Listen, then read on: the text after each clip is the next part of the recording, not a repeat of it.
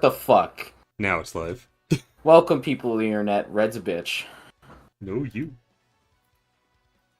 You should Yeah. know that it doesn't go live the exact moment you hit the button. I was trusting your words.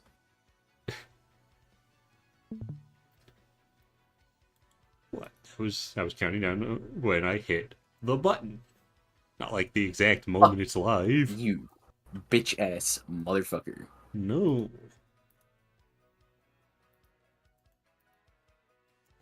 Why are you so mean? You're a bitch.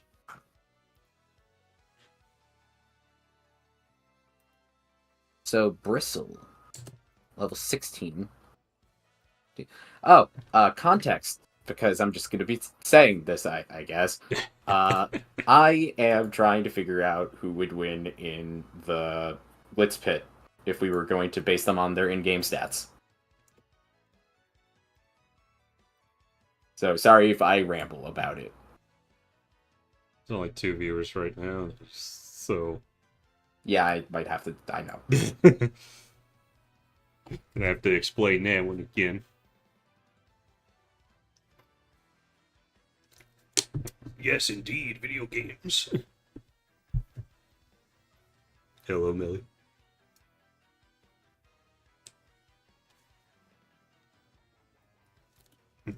Oh, like Trippier, just give it a moment for some people to come in.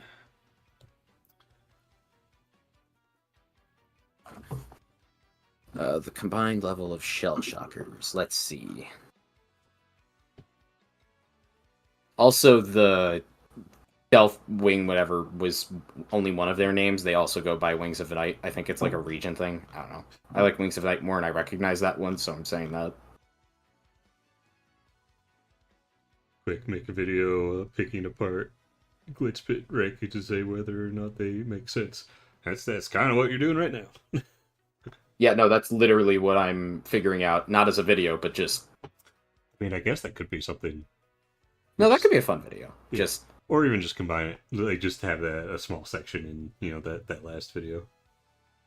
Just like... Yo, these ranks don't make sense. What the fuck? Alright, well... So, last time, we bullied, Lord Crump. And, after bullied Punio, taking his lunch money. So, right now... That's let's do some troubles. 17 times 3. God, 17 is a disgusting number. That's 34 plus 17. That's 51 combined. Alright, time to give up that lecture.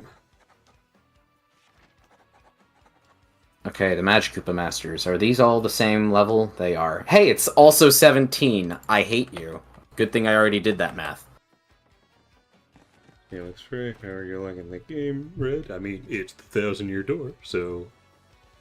By default, like, even if this wasn't a very good remake, it's still 1,000-year door.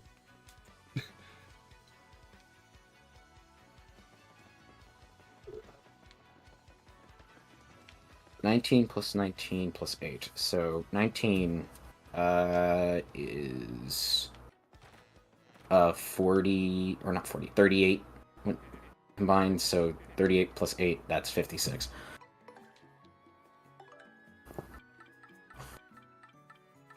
Crawdaddy, that's just a dark craw. No freaking spices to that.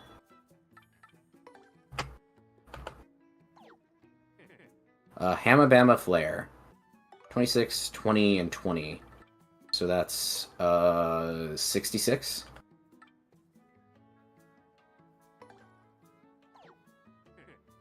Chomp Country is combined at 48.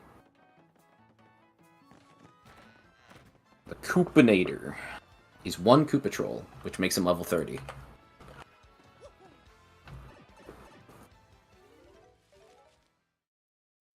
Or they didn't remove any of the good things, nor amplified any of the bad things. say there's some good, like, nitpicky things they've removed, but they're pretty small. I don't know about removing good things, but more like changing things. Well, I mean, you would say that about the fucking text rescroll. True, yeah. Made a lot of the good things better and some of the bad things a little less bad. Yeah, I don't know if there's necessarily something that was bad that they made worse. So, Not that I've seen. I mean, they've just improved backtracking, so that was the main issue with the game. 17 times 2. I just did that math. That's 34. Double that, 68. No fucking way. The fucking Wings of Night are the highest level team combined. What, the swoopers? Yeah. Wait, what level are they? Individually 17, but there's 4 of them. I guess they are a Chapter 4 enemy, technically. Yeah. So they would give you the most experience points for beating that team.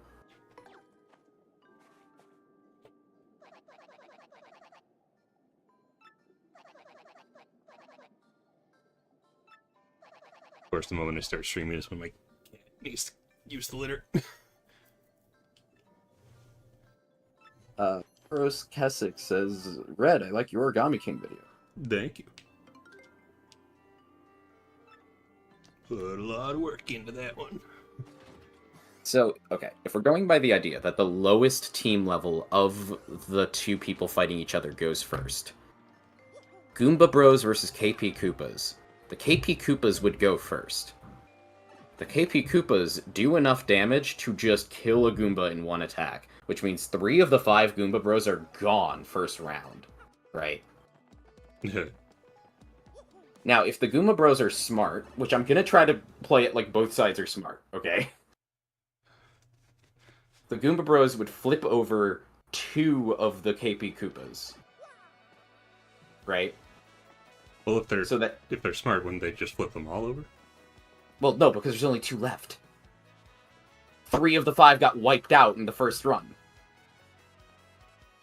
Oh wait, the KP Koopas have the lower level. wait, really? Yes, because there's 5 Goomba Bros. Oh, I guess combined. Okay, yeah. Yeah. I was thinking like they're just normal Koopas. Surely they're higher level than Goombas. That's not the problem. The problem is that there's 5 Goombas. So the Goomba Bros don't get to go first by that rule. So if that's the case, we have 2 Goombas left after the first round. Yeah, no, it entirely depends who goes first. If the Goomba Bros go first, they win. Yeah. Huh. Wow. Inkay sucks. I mean, would they even be able to win even if they like? Well, Yeah, if they go first, they would be able to. 4 of them would be able to flip over all of those 3 in one turn. Wait, like okay, so like the first turn, the 3 Koopas kill 3 of the Goombas, leaving 2 remaining. Yeah. If they're Then smart, 2 of the Koopas get flipped over. then 2 of the Koopas get flipped over. And then next turn, the Paratroopa kills 1 more Goomba Bro. But the Goomba jumping on the Parakoopa doesn't Would not even flip flip him it over. Which means Nope. the Koopas Drops would him win. to the ground, which means he dies. Goombarisms.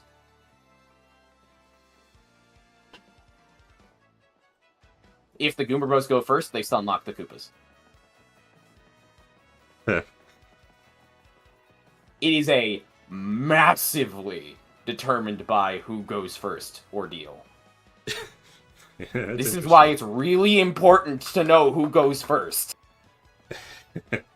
So before we go any further, because this is the first fucking matchup, are we down with the lower level goes first?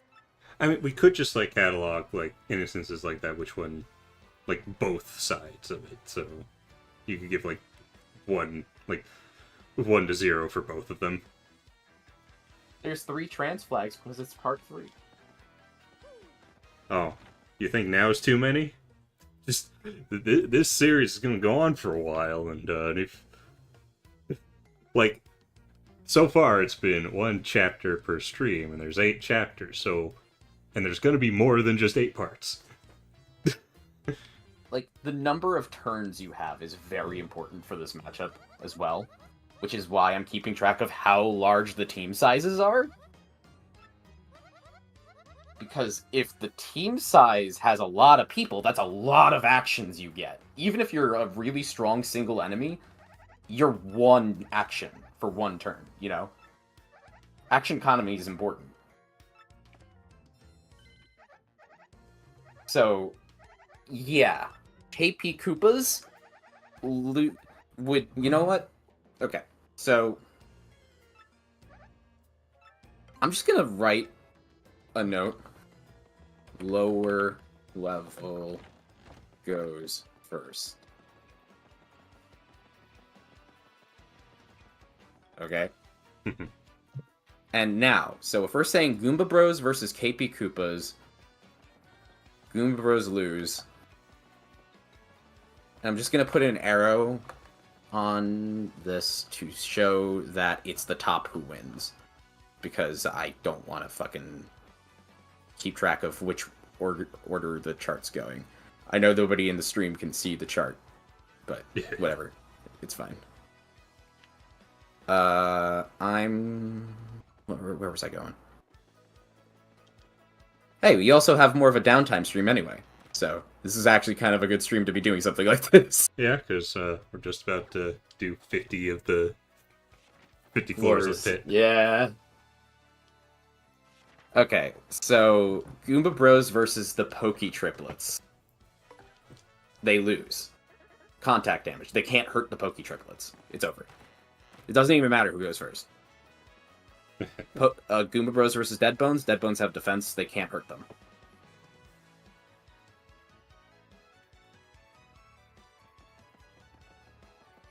So, I want to just say in a straight fight who wins. I want to start considering more options after that when we start to look at it in more of a tournament-type setting, right? But first, we're just looking at flat interactions.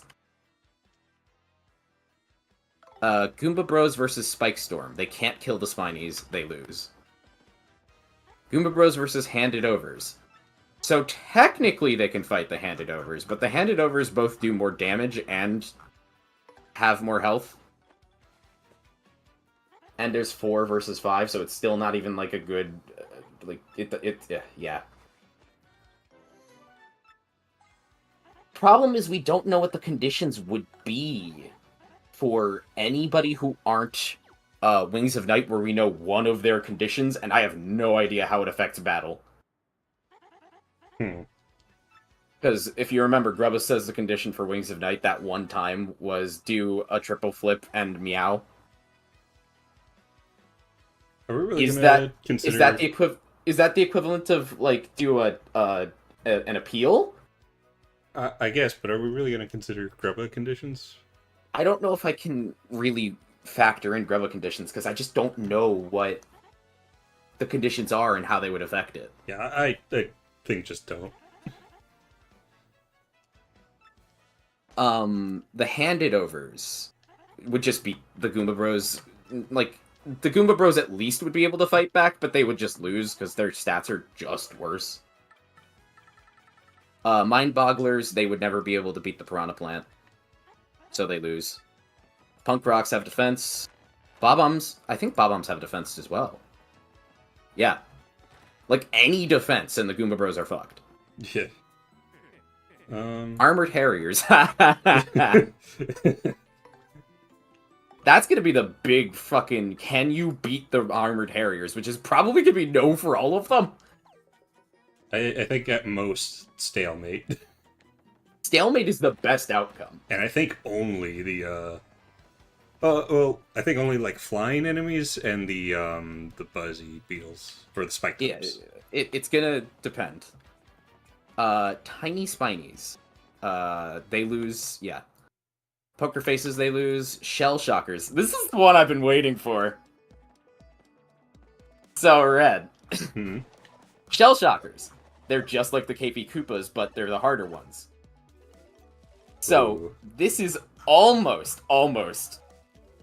a situation where you would be, oh, so they're higher level, which means that the Goomba Bros would actually get to go first, because they're the lower level team. So they would get to stunlock them.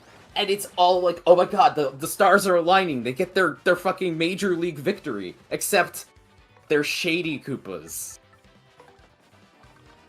Shady Koopas attack from their back. Yeah, Goomba Bros fucked. If they weren't Shady Koopas! They're not Shadow Koopas, they're Shady Koopas! Like, or the Dark Koopas, or whatever they're called. Like, it's a different enemy. Oh. Yeah. There's, like, nothing they can do. Like, that would be their best matchup in this situation if it wasn't for the fucking we attack from our shell, Lamau. Are the 2 Paper Mario games on Switch good games? Yes. The definitely. 3 on Absolutely. Switch are good. Yeah, although, who's buying Switch Online besides, with the expansion pack, besides a crazy motherfucker like me, I guess.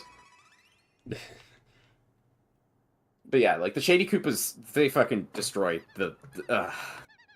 it's over. Magic Koopa Masters? Nah, they lose. The Fuzz? They lose. Crawdaddy, they lose. Hamabama Flare, they lose. Chomp Country, they lose. Koopanator, they lose. Rockhawk, they lose. Wings of Night. I think they lose. I just want to double check the Swooper stats.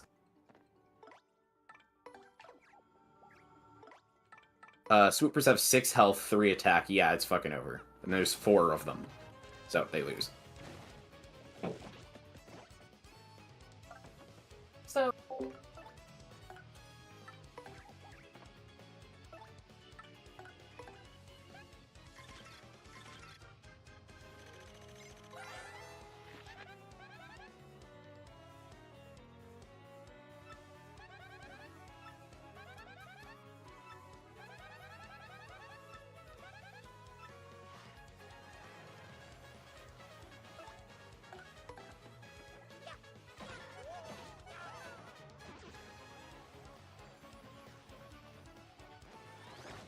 Boston, Oregon, that's a tough one. I honestly don't know.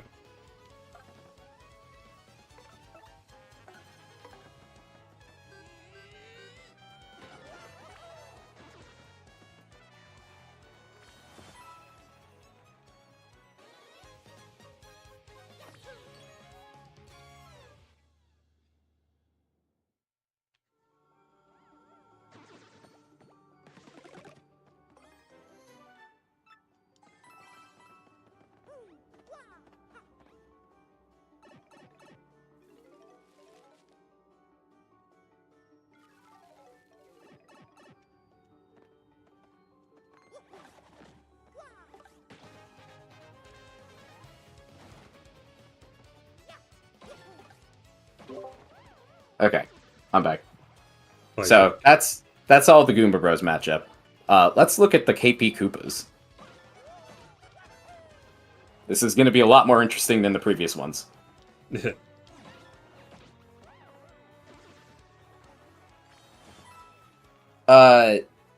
Okay, so Pokey triplets. This is a 3v3. Who goes first? Very important question.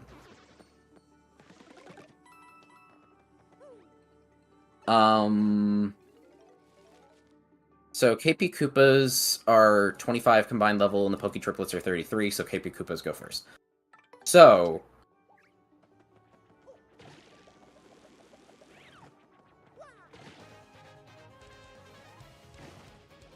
the KP Koopas... I think there's something we need to get across. First of all, the enemies can choose their moves between their pool intentionally, right? Mm-hmm. We're going with that. Also, I forgot to mark that they can summon more Pokies. Forgot Pokies can do that.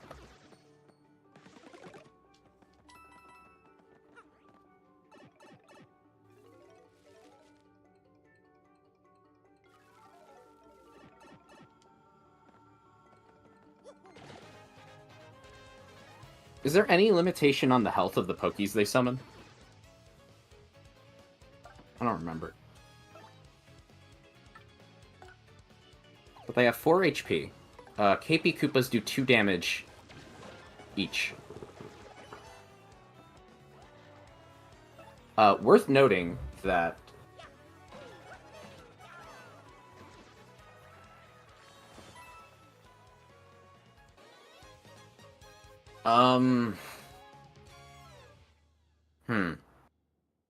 Okay. So... The KP Koopas, it's worth noting that they can... they always attack in their shell, which means they can hurt the Pokies. Including the Paratroopa. They don't do Skydive, they do the Shell Toss.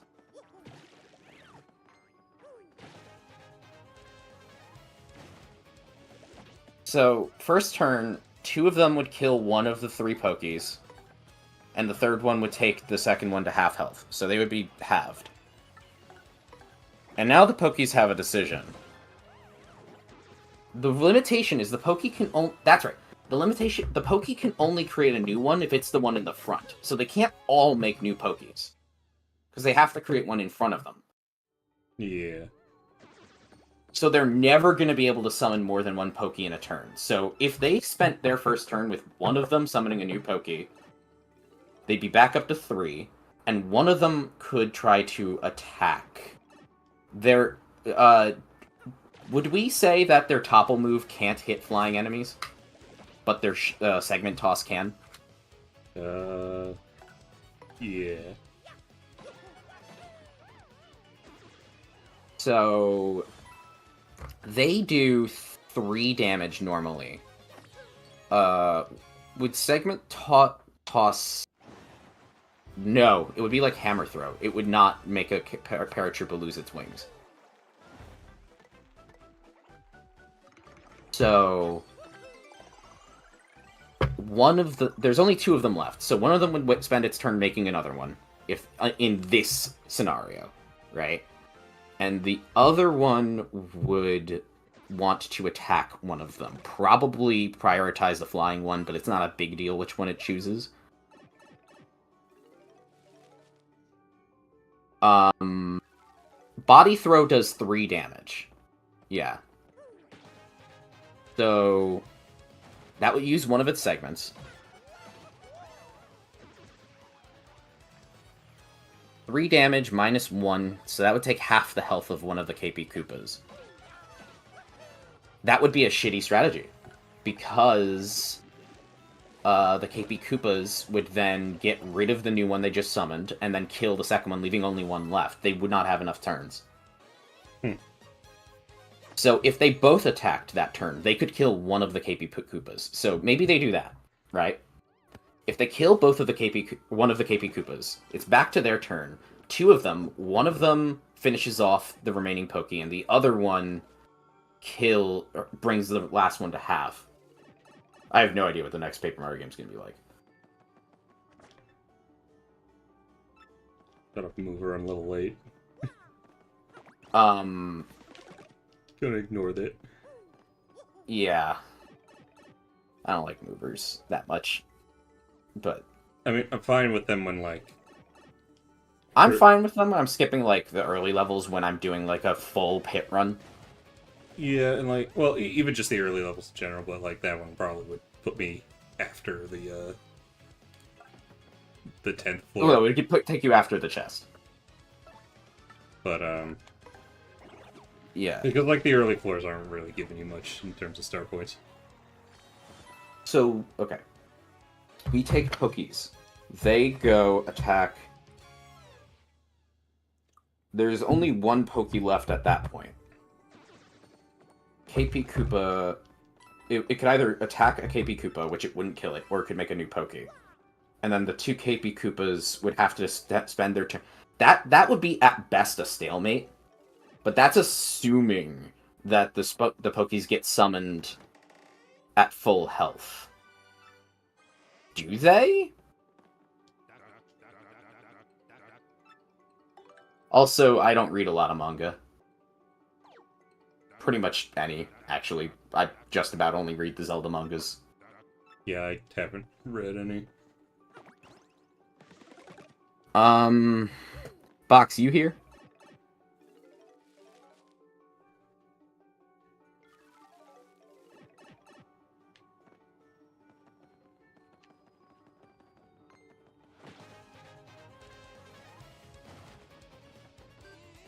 So when they summon a new Pokey, the Pokey's at full health?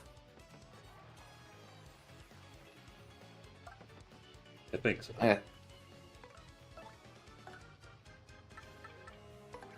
Well, no. Well, yes, if the Pokeys went first, they could win it. But because they don't, the best they get is stalemate. Do the KP Koopas have any counterplay to stalemate?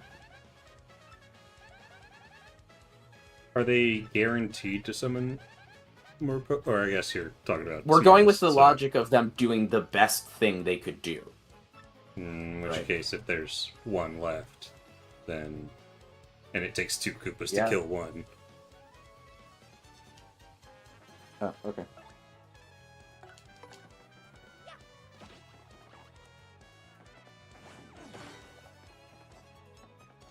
Yeah, like, Pokeys go first, they win. Pokeys go last, they usually lose, unless they do the specific thing to stalemate, which, if we're going by best logic, it's a stalemate.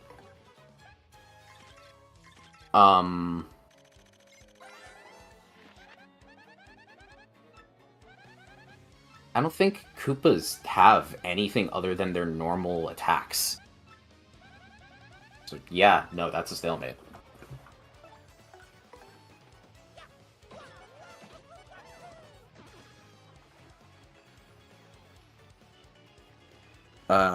I was asked to go help with something. It'll take like a few minutes. I'll be right back. All right.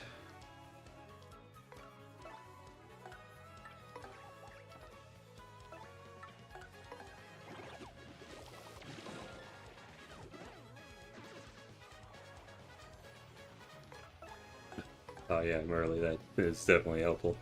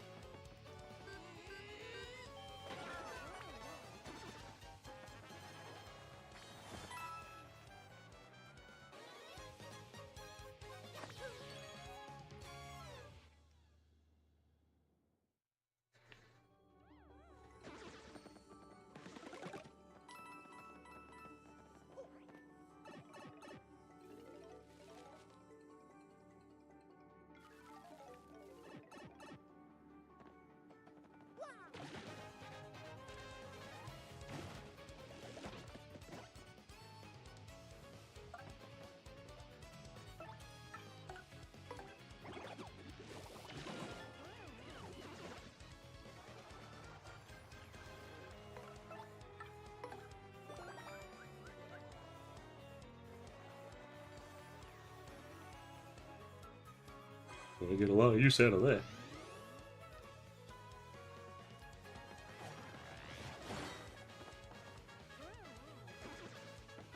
Yeah.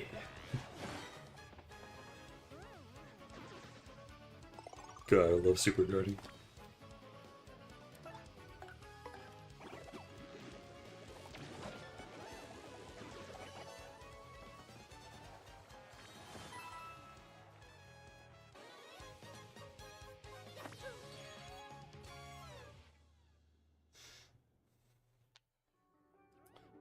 Gonna be in here a little while, going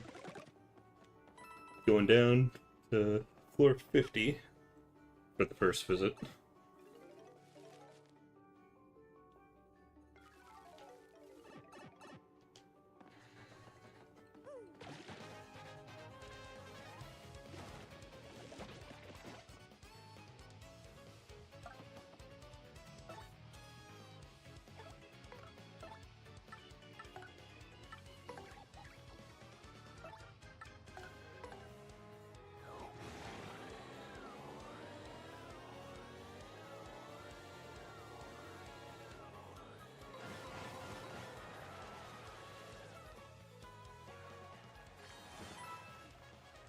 Yeah, just end the battle instantly, and people somehow think that Blurry is a bad partner.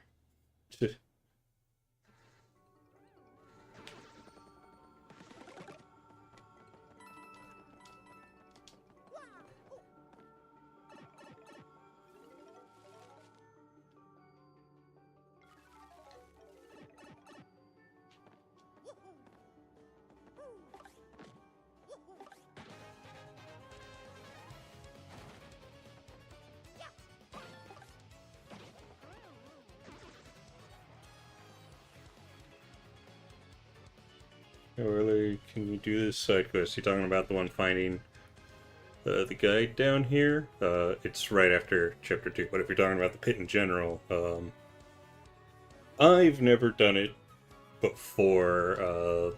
Right, I only ever do it like right before I'm about to enter the Palace of Shadows. But you can do it really early if you're good and know what to do. I'm just going to floor 50 at the moment. Hello?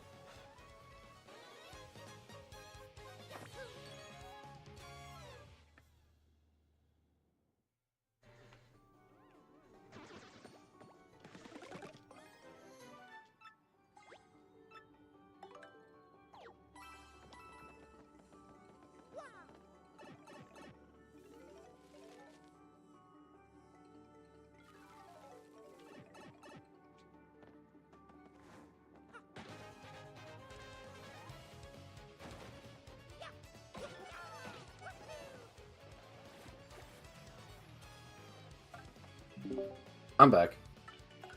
Bye back. I've decided to change my mind slightly on one thing. Yeah? Not lowest level goes first. Underdog goes first. So whoever has the lower rank in the pit would.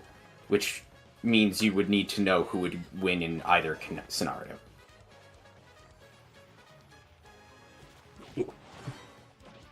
That's always satisfying. Yeah, it's always fun. So I think it's worth noting then that So that means the Koopa Bros beat the Koopas. well, depending on who goes first. Well, they'd be lower rank, so then they go Well, first. you're assuming that's assuming we're going with the existing ranking order. And what if the Then Koopa what ranking order would we do otherwise? have to figure that out? But also worth noting, what happens after the Goomba Bros beat the Koopa Bros or the KP Koopas? KP Koopas challenge them to a match. They get to go.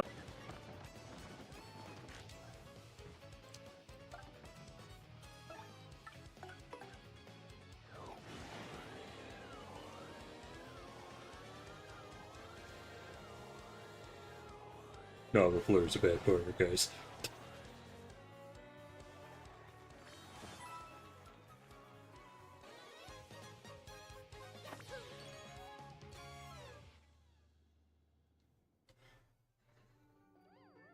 Does that change literally any of the Goomba Bros matchups besides the KP Koopas?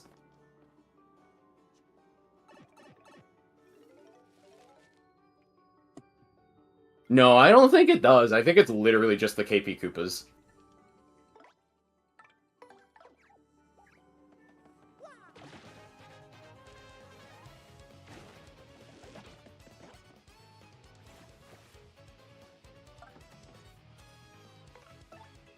It does affect the Pokey triplets versus the KP Koopas, though, because if the Pokey triplets go first, they win.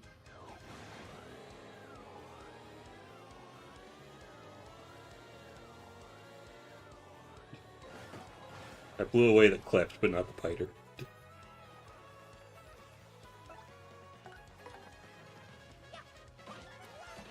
I guess the Piters are attached to their web.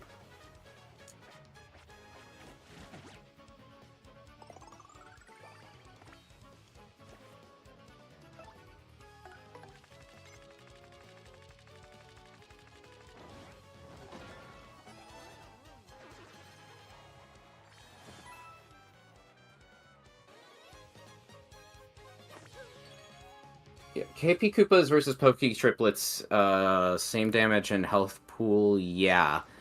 The problem is that the Pokey triplets can make more of themselves. Otherwise, it would just be whoever goes first wins. But the fact that they can make more of themselves means that they get a stall tactic advantage. But that only matters if they go last. Could Olivia and Vivian become good friends? Yes, Olivia's friendly with everyone. I think Olivia could be friends with anyone. Pretty much.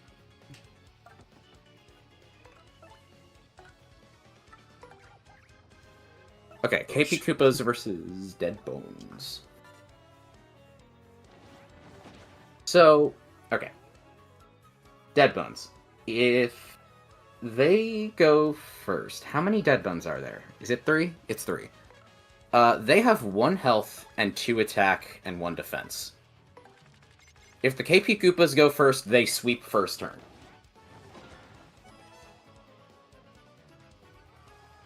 If the Dead Bones go first, they could do 1 damage 3 times to 1 Koopa, which wouldn't be enough to kill it, and then the KP Koopas kill them. They just lose to the KP Koopas. KP Koopas beat Dead Bones.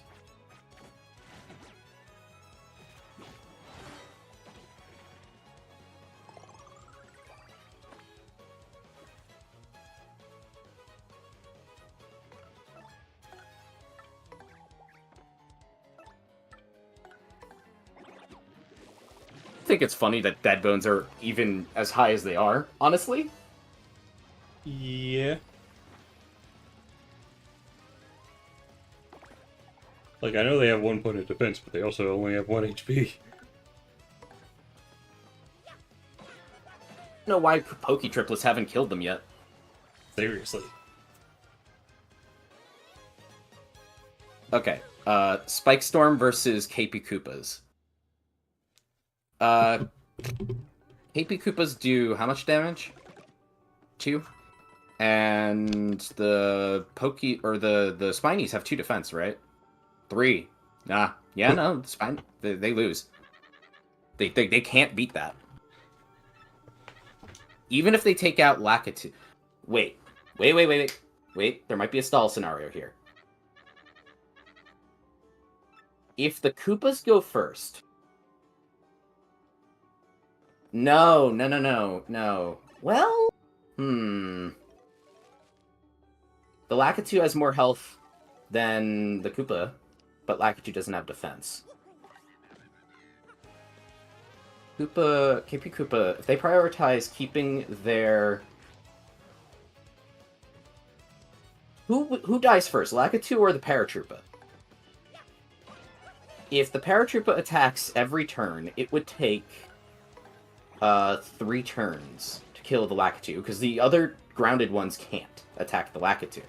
If the Lakitu, the only one who can attack the Paratroopa, attacked every turn, it would take him 4 turns. So no matter the order, the Paratroopa can always kill Lakitu first.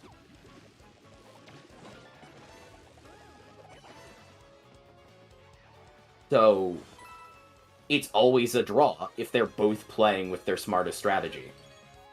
Both of them need to take their flying opponent out immediately because both of their teams can't sustain themselves against a flying opponent.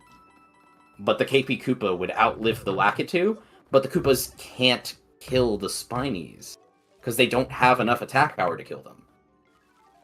So it will always be a draw. Doesn't matter who goes first.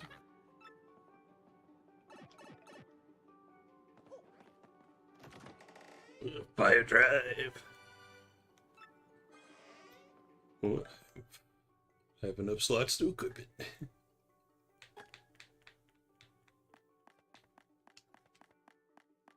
All right.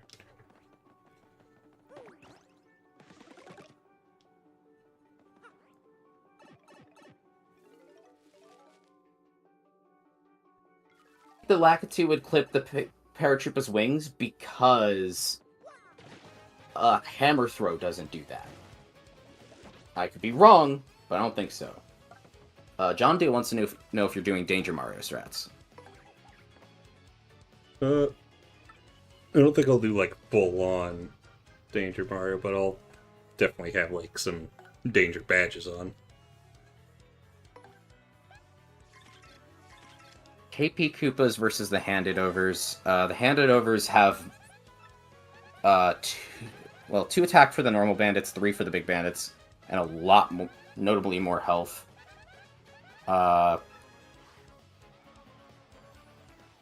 you think Nintendo will even ever make an Origami King sequel? I have no idea.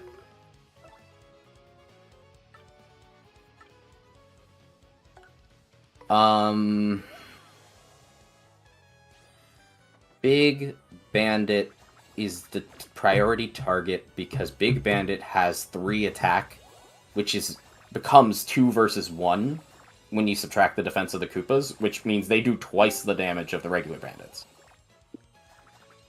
So you would want to get rid of the Big Bandits first.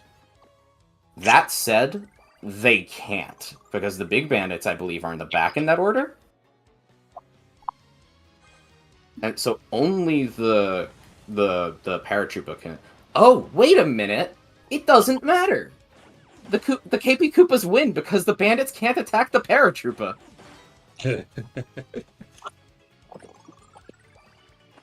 There's no scenario where the handed overs can beat the KP Koopas. Not without an intervention.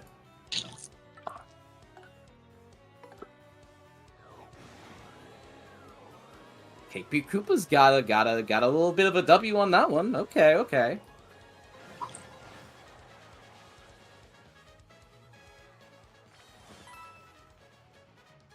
Mind Bogglers. So they have the ability to hit all of them, but 2 of them have the ability to keep themselves flying. And as long as they choose not to go to the ground, what they would need to then do is kill the Paratroopa immediately. The Piter cannot use its multi-spit against them because the multi-spit does 1 damage each. So it has to shoot 1 2-damage shot instead, which will do 1 damage. So Piter does 1 damage. The Piranha Plant can't reach the Paratroopa. And the Puff, without doing its charge, does 2 damage, which becomes 1.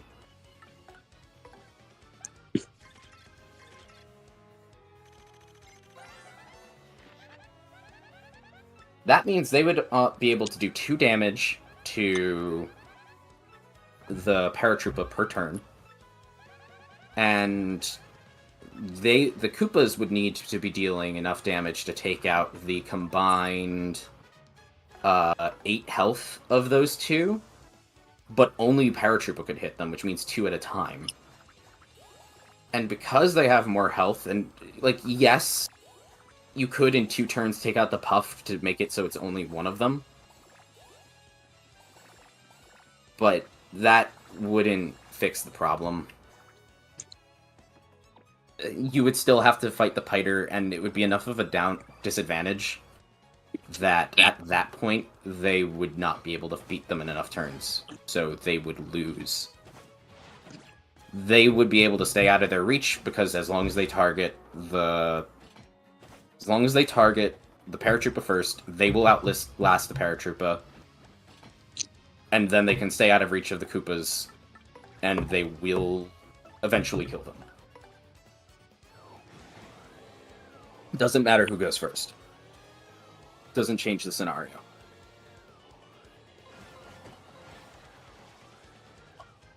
So, Mind Bogglers beat the KP Koopas. Hey, that 1 lack to survive Gale Horse.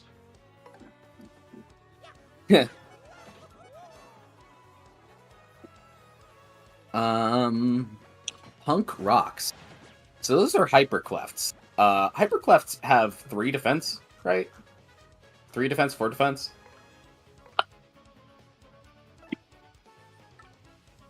Or Hyper Bald Cleft, but that's the same stats. Oh no, it's 2 defense. Hi, Angel of Light. I'm going down the rabbit hole of who would win, or who would be in what ranking in the Glitz Pit based on their actual stats. So here's the thing. The KP Koopas can't hurt the Punk Rocks, but the Punk Rocks can't hurt the Paratroopa. So every scenario is a stalemate. Neither of them can kill each other. Not the whole team.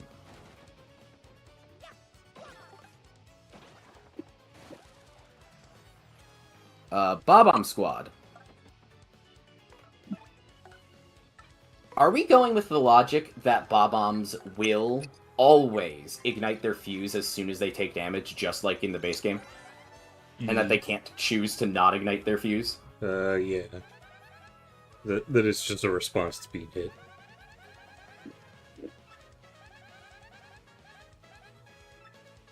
So, KP Koopas would win, then. Because they can't hit the flying they can't hit the flying one, and even if they somehow couldn't kill them or something, like, they would kill themselves. So, KP Koopas win every scenario.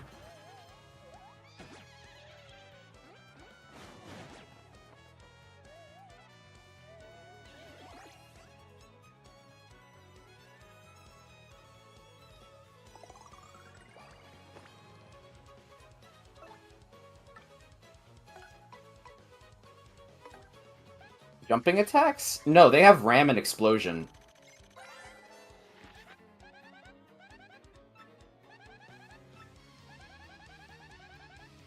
Alright, Armored Harriers. The KP Koopas stalemate with the Armored Harriers, because the Armored Harriers can't hit the flying one, but that's it. It's over.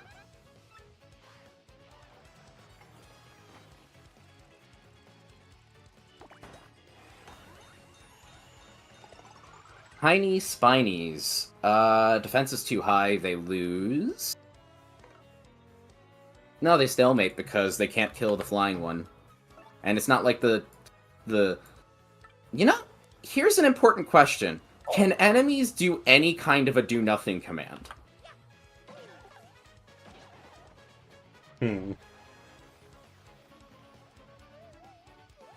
Could an enemy choose to not commit suicide on another enemy's spikes?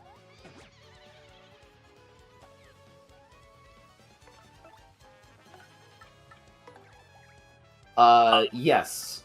The KP Koopa actually would beat the Dark Koopa Troll. I don't know how the Armored Harriers aren't first place. That's bothered me since I was a kid. Again, they can't get past the spike tops. Their defense is too high. It stalemates. Bullshit.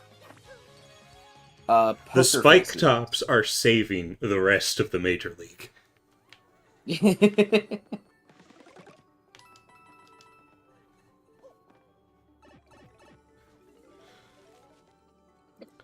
Oh, Dark Koopa Troll has 2 defense. Ooh. Yeah, no, the KP Koopas, that's stalemates. But we'll get there.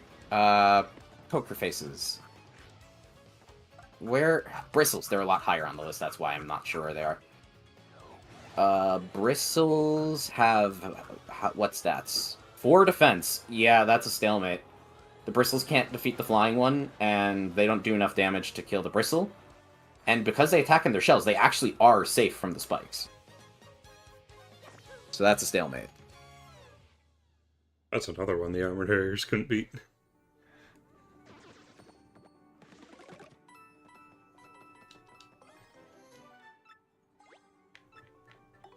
Yeah, and the Armored Harriers also... It wouldn't even matter about the defense, because they wouldn't be able to get past the spikes.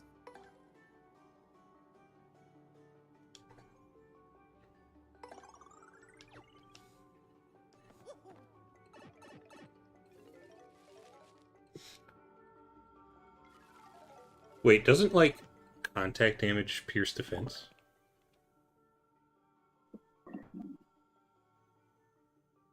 But you don't... Pierce defense is ignored by the Armored Harriers. I guess.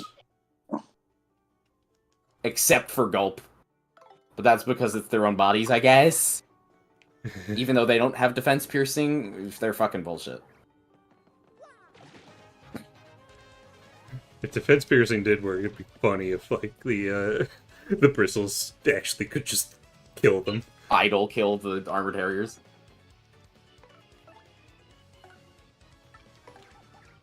I don't think the Armored Harriers pierce defense.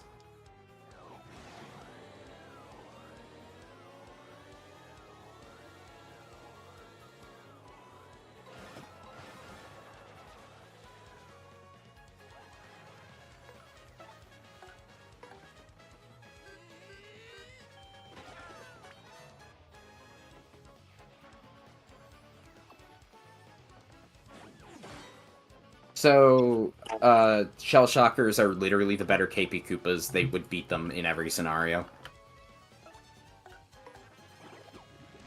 The KP Koopas just cannot outdamage them and outlive them. Well, you're just clearly not trying hard enough.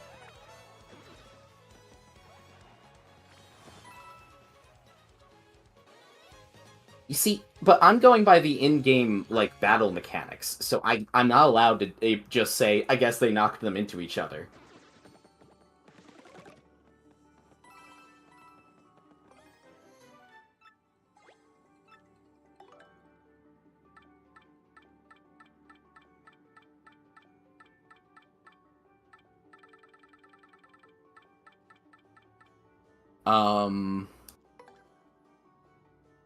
So the Magic Koopa Masters would beat the KP Koopas because even if they all got grounded or some other bullshit, they can attack flyers, and they have the better stats, and they have a healer, which, by the way, that's pretty fucking important.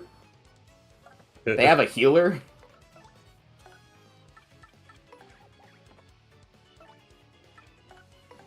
The Fuzz.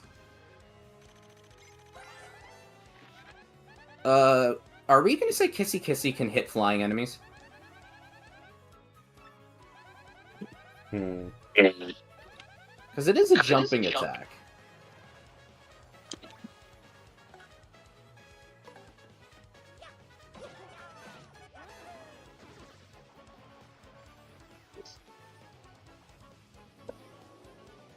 I mean, like, otherwise...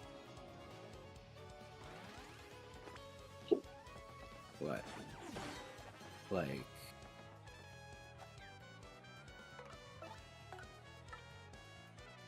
They always put the weakest one in the front. Which means... they can't focus a stronger one to get rid of it.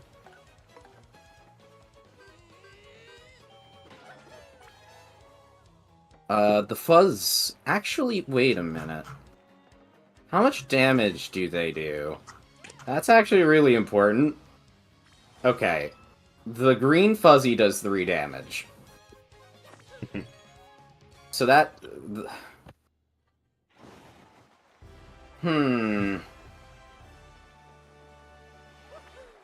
So the... If the KP Koopas go first, the first 2 would spend their turns killing the Fuzzy, which would leave the green Fuzzy and the flower Fuzzy. I think... Who's in the back?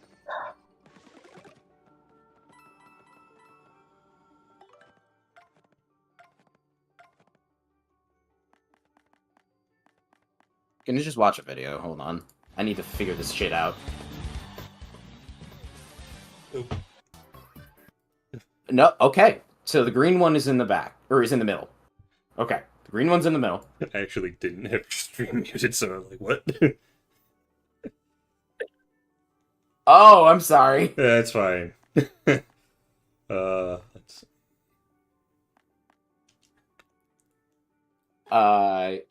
So... First turn, kill the black Fuzzy. Second turn, green Fuzzy takes 2 damage.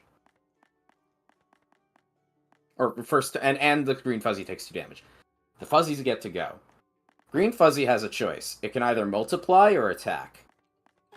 And I believe, Red, that when they duplicate, the health of the duplicate is the same as the original.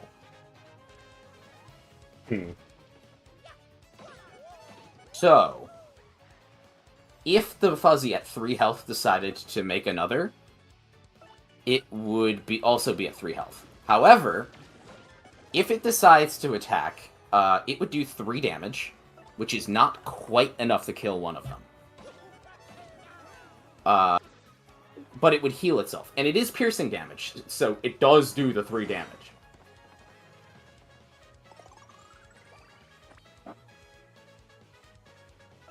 So in that case, let's say that they don't clone, that would lead to them... The Flower Fuzzy does not do damage to you until it charges its FP.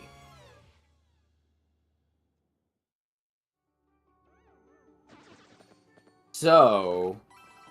Hypothetically, if you could confuse the Armored Harriers, you could get them to defeat each other, but that would still leave one left that you couldn't hurt at all. Wait, but are they immune to confuse? Yeah, they're immune to confuse. Yeah. So is it hypothetically? Yeah. Because I doubt if one actively attacks the other that would, That would probably work. They could probably attack each other. But, like, yeah. if they did that, I don't think they would hurt themselves hitting the other one. Well, but if you run headfirst into,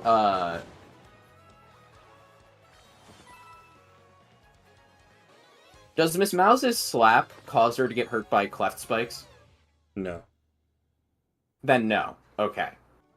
Because it depends if the spikes count as front-facing damage. Yeah, like lip lock I think also doesn't, right? You can just kiss a cleft? Yeah. So yeah, okay. It's not front protection. Septet. Yeah. 20 more floors to go.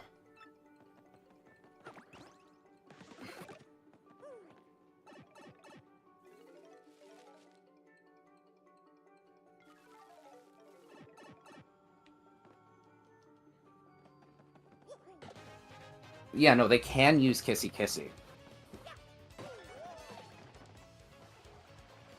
So wait, if we're going on the logic that they can choose to just use Kissy Kissy, then they can just attack and then kill one of them in one turn.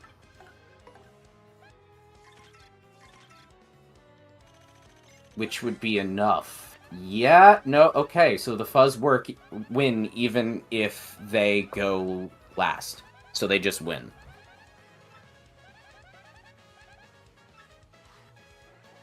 The Fuzz can just do the Kissy Kissy. Just boom, boom, boom. And they aren't able to focus one of the more important ones because the green ones, or the black ones in the front. So, normal Fuzzy. Okay. Crawdaddy. So, Crawdaddy's strong, but he's also only one guy. But I don't think... Yeah, thankfully he has Spear Toss, so he can still deal with the flying one. He would kill one per turn. So can they do enough damage to outpace that? Turn 1, if they go first, they would do 6. Then turn 2, they would do 4. And then turn 3, they would do 2. Which, added together, is 12 damage of his 20 HP. Not enough. He wins. Okay.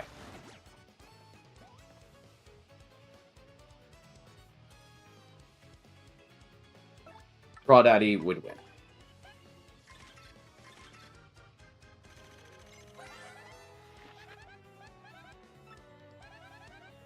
Hamma, Bama, and Flare.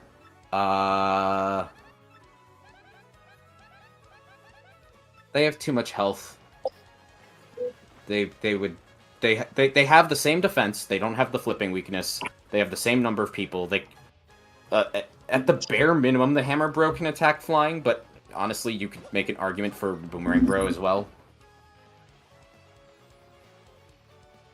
So, yeah, no, it's the Hammer Bama Flare. They win.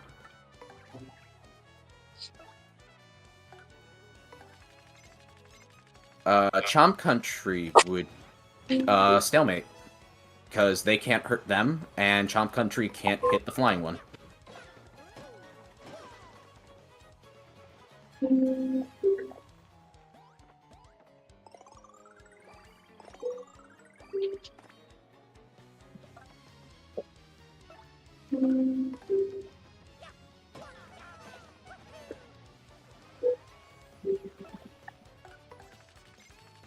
Also, I can hear Minecraft through your mic, Ben. God damn it. The Koopanator would... Let's see. He has Spiky Headbutt, Power Shell, Charge Up, Hide, Flail, getting up. Yeah, so he has nothing to counter flying, but they can't hurt him because he has 2 defense. So that is a stalemate. Koopanator stalemates with the KP Koopas. The highest rank who isn't the champion. Oh, I'm back. Sorry. I'm doing some, some measuring of who would win. Who beat who in the Glitz Pit.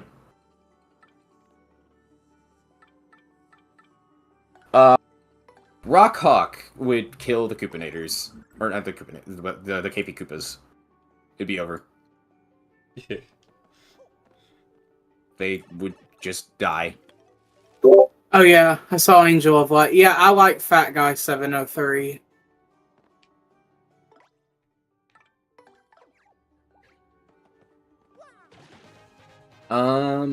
Let's go back up to swoops. So Wings of Night versus the KP Koopas. The Wings of Night have 6 HP. And only the Flying Koopa could hit them. And the Wings of Night, even if they go first, would be able to kill him in their first turn. So they would just win through slow attacks, even in the worst case scenario. So Wings of Night beat the KP Koopas. Cool. That's all the KP Koopas matchup. Yay. Yo, you're on Chapter 8, Gleaming Rose? Sick. Nice.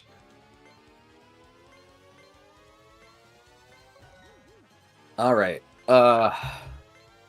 Box, if you're still here, you might know this better than me. Do Pokies build other Pokies at full health? You mean like when their HP is full? Well, like when if they make another Poke, it's what I thought, but yeah, this game has an emotional ending. Nova. Okay, Poke triplets versus Dead Bones. Dead Bones is how many? 3? So if the Poke triplets go first, Dead Bones dies. If the Dead Bones goes first, do they have a chance?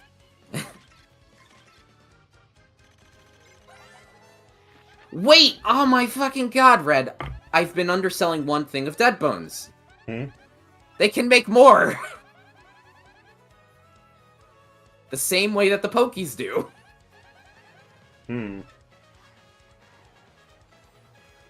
I didn't factor that into anything.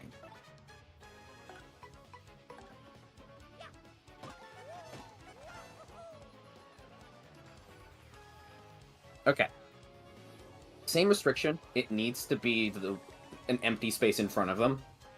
But otherwise, I need to rethink some of this. Would the KP Koopas still defeat the Dead Bones?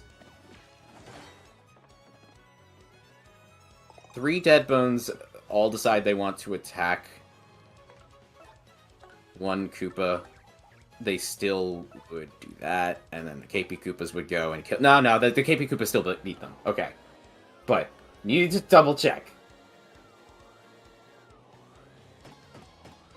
We already know about giving Lumpy your money. I don't know what they changed about it, but yes, we absolutely give him our money. Yeah. Can the Dead Bones attack flying enemies? I'm saying yes, because they use a Bone Throw to attack.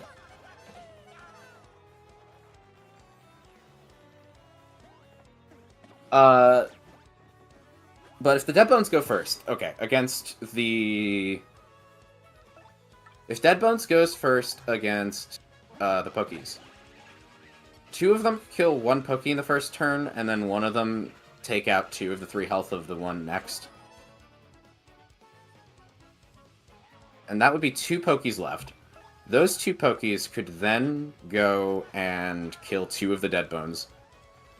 One of the dead bones would then have to try to either build another one, which would lead to them losing, or kill one of the 2 Pokies.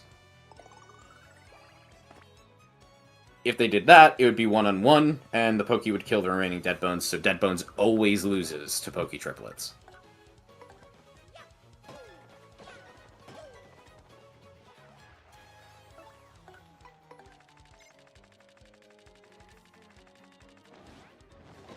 Poke triplets versus Spike Storm. So both of them could just keep making people.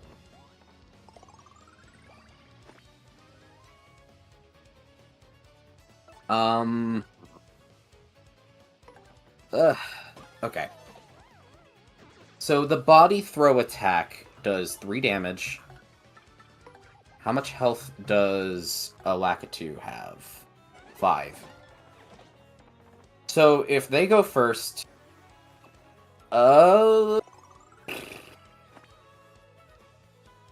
Red? Pokies can't win. Because Spinies have 3 defense. There's only one attack that Pokies do that does more than 3 damage, and that's their bonk attack. But, even if they live long enough to do that, they would be jumping onto a Spiny. So they would die.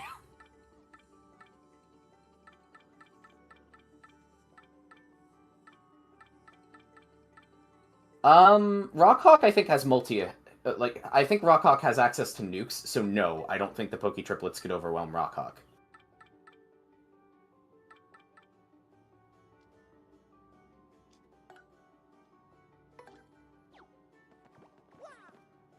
So, in any scenario, Spike Storm beats the Poke triplets.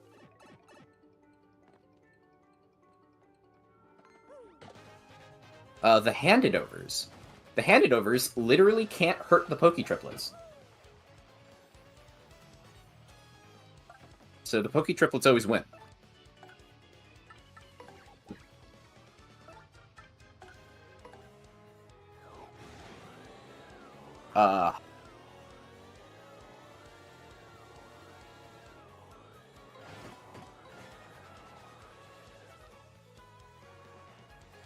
So the Mind Bogglers. Do the Mind Bogglers have any... Let's get this out of the way. Bite from Piranha Plant.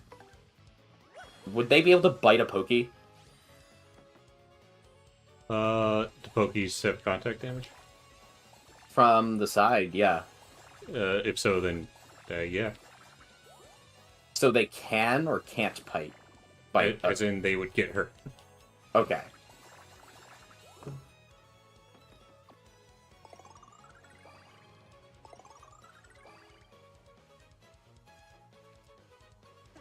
So, Piranha Plant bites a Poke. The Piranha Plant can't do that. Does Pale Piranha have any other attacks other than bite? I don't think so. It doesn't have any breath attacks, does it? No, it's just bite. So the Pale Piranha is fucking useless. In fact, they'd be best off ignoring it. It will kill itself eventually.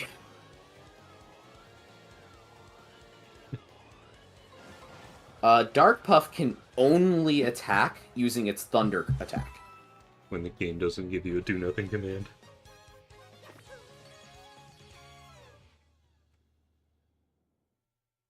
Hider can do multi-spit on the Pokies. How much health do Pokies have again? 4? 5? Something like that? 4 health. So, best case scenario for the fucking Mind Bogglers. Dark Puff spends first turn charging, and then Piter does 3 damage to one of the Pokies. And then the Pokies gang up on Dark Puff and it dies. Now the Piter is left as the only one who can attack.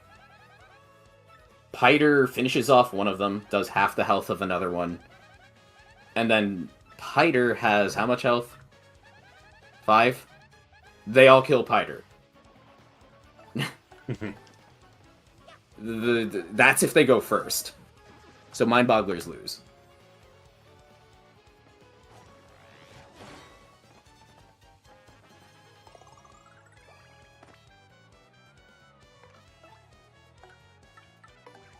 Punk rocks.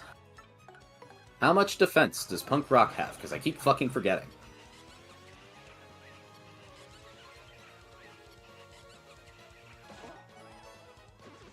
That's a maybe Angel of Light.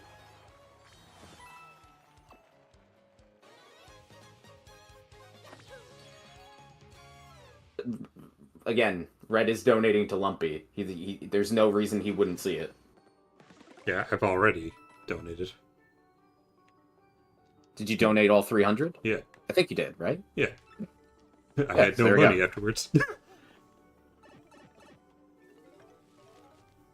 Anyway. The Punk Rocks have 2 defense. That's an important metric.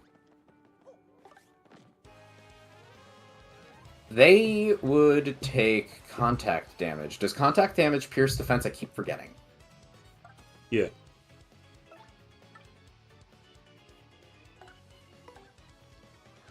So they would just kill themselves. Holy shit, the Hyperclefts would lose to the Pokies. That feels so wrong. Actually, wait. Maybe we should base that off if Zap Tap works. Does Zap Tap hurt Clefs? Pretty sure it does. No, they hit through Zap Tap. Wait, well, hold on. Do the Clefs take damage from Zap Tap?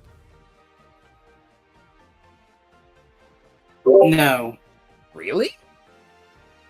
Yeah, they don't take damage from it. Well, is that because of electric immunity, or is that like... I don't know. They just don't take damage from it in the original. What about Holdfast? They would take damage from it.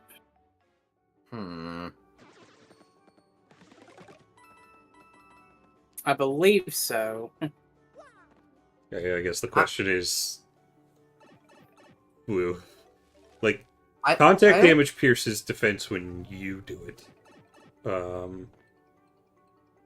I think it pierces defense if you jump on an enemy who's, like, spiked or something. Yeah, and also if, like, bristles. And that's what I'm saying, is that Pokies are protected from the side. A Bald Clef is not protecting itself with something else. It's just ramming its body into the side of it. It's like Bombette using Body Slam, right? Yeah. And it's not electricity, which I would think would be why the Clefts would be immune to Zap Tap. Would a Koopa, just using Shell Toss, be hurt by Holdfast? What about that? I know that when you use Shell Toss, they are fine from Spinies, though. Or not from Pokies, I mean. Shell Toss, because you're in the shell, it protects you. That's the logic.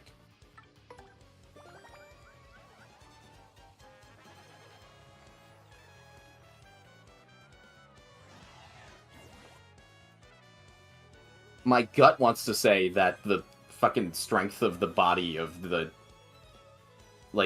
cleft would be enough to resist the plant's thorns, but, that's not how the game rules work. Yeah.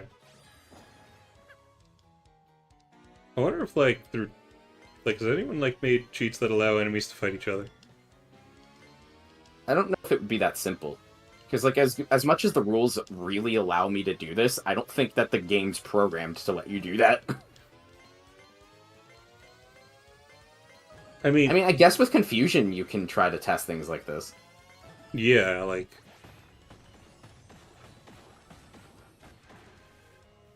I would need to be setting up some custom arenas. And using, a Confused status with, a 100% effective rate or something.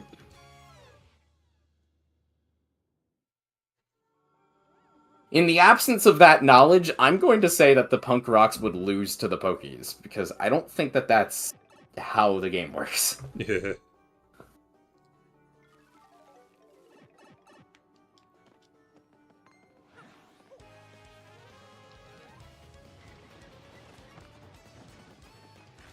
Bob-omb Squad.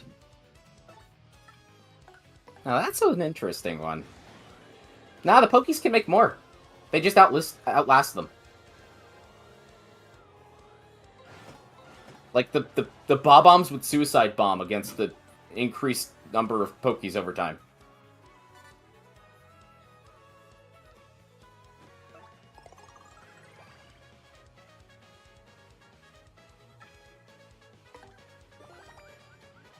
Yeah, you just need to use a cheat code like that while also setting up arenas with unique enemy layouts.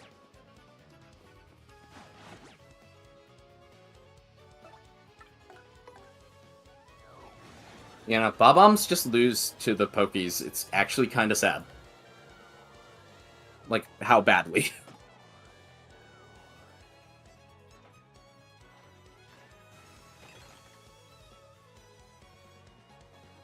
Armored Harriers would beat the Pokies. I think. Yeah, they do 4 damage, so they... Because there's 2 of them, and they never can make more than 1 Pokie in a turn, and they do enough damage to one-shot the Pokies, they can't outstall them. Try guys fix the nozzle things. Huh. Yeah. They recontextualized how they work. The idea is that they are supposed to be pointing up, and then they fall, and that's when they activate. I mean, that is how it Well, works anyway. no. They didn't do that in the original. They pointed in a specific direction, and sometimes they updated. Well, they stay up and then they fall over still.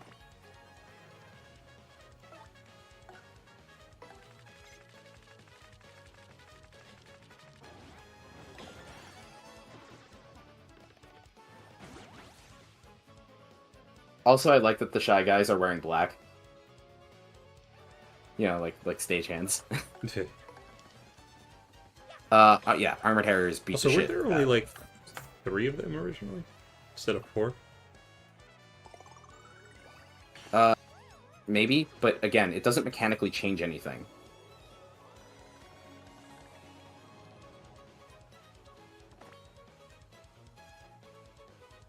It just changes how it's communicated. Where would Anti-Guy rank in the Glitz Pit? Oh boy. How about the Anti-Guy Squad? Oh no.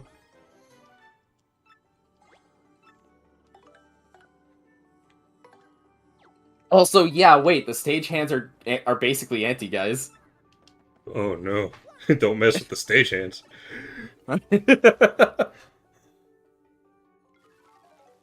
Tiny Spinies would be immune to the Pokies. So they would beat them. Because they would just eventually outdamage them even with the cloning.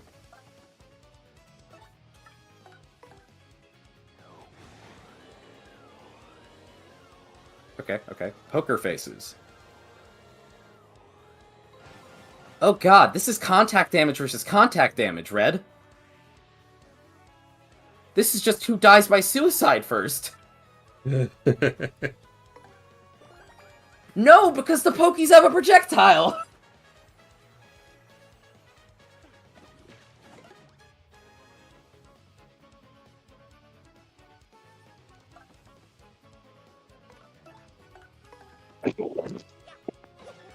Welcome back, Ben. Yeah, But the Pokies can't hurt the Bristles because they have 4 defense! So it would just be the contact damage until the Bristles die because the Pokies can make more! And they have 4 health!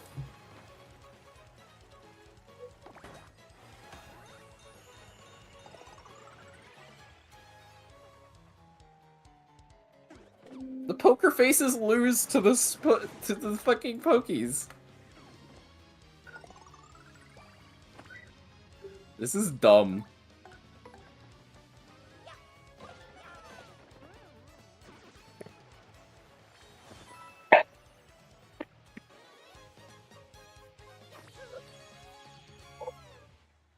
Okay, Shell Shockers. The Shell Shockers have the same potential upside against the Pokey triplets as the KP Koopas do, but they have better stats, so instead of being dependent on who goes first, they would just win. So, Shell Shockers would beat the Pokey triplets. It's a fucking mover on floor 40.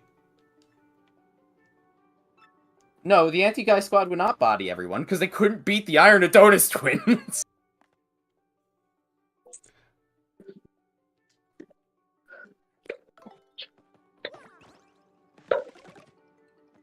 Ten more floors. Okay, Magic Koopa Masters. Do I even need to math out the Magic Koopa Masters to show that they would kick the shit in of the Pokies? Oh shit, we'll keep a bomb. Like, let's, you know what? No. Let's say that the Pokies go first. Okay? There's 3 of them. They do 2 damage per shot with their segment toss, which is 6 damage against the white Magic Koopa who has 7 health. How much does he heal? 8. He would full heal. They would lose. The Magic Koopa, their only hope is if they could turn 1 kill the white Magic Koopa, but they can't.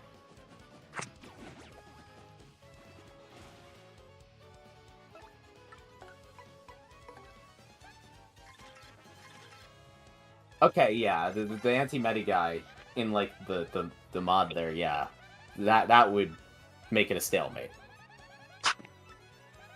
Yes, so Magic Koopa Masters in all situations would beat the Pokies because they can't take out the medic. Magic!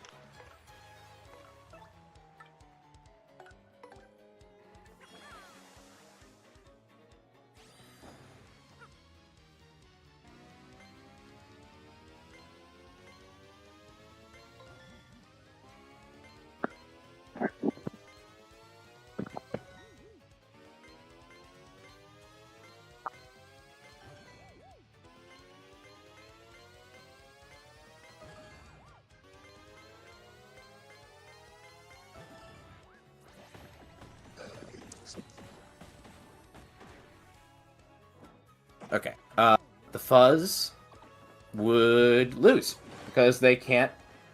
They would just keep throwing themselves onto the Pokey and keep losing health.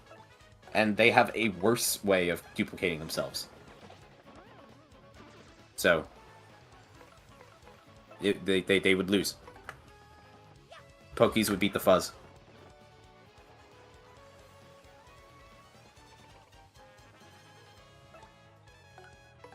Crawdaddy. It's the same story as with the KP Koopas. Crawdaddy would beat them in 3 turns because they can't do enough damage.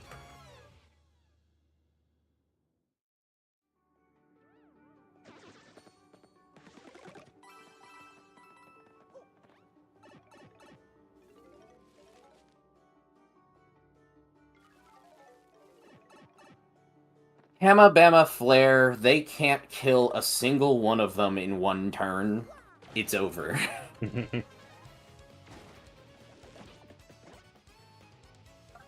Crawdaddy is kind of like a do you have the damage numbers to be able to survive versus your health pool to mine as just a check.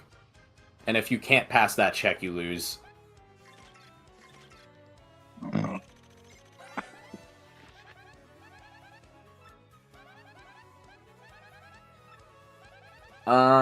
Chomp Country. 3 defense. The Pokies only have 1 attack that can do that, and they need to spend all of their segments to get to that point. Meanwhile, Red Chomp can do 5 damage with their attack, which is enough to 1-hit KO a Pokey. So if the Pokies go first, best strategy they have is to make a 4th Pokey immediately. What floor are you on? By the way, he wants to know. I'm in 42, I think. I'm in the, yeah, I think 42. So, Pokies go and say, okay, wait, I didn't think about this. The red chomps would be taking the contact damage. No! So the red chomp would eventually kill themselves on the Pokey. Frick. Didn't realize Thunder Rage caused Pokey bombs to explode. The more you know. Yeah, Boomerang Bro destroys Pokey Squad. So...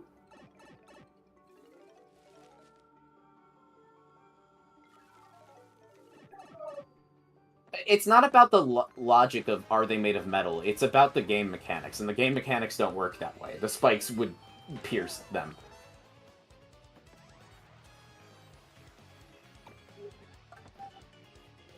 And it's worth noting, I am going by the rules the enemies go by. Where if you're Mario and you jump on an enemy who has spikes, you don't both deal damage to each other. The one with spikes deals damage to you. That is not how Zap Tap works, where Zap Tap makes it so both of you take damage.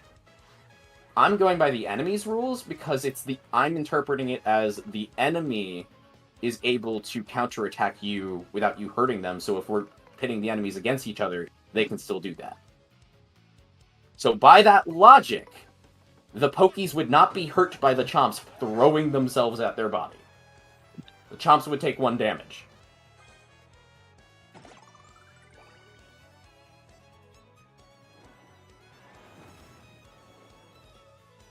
I don't know if that's exactly how it works with Confusion. That's how I'm interpreting it in this case.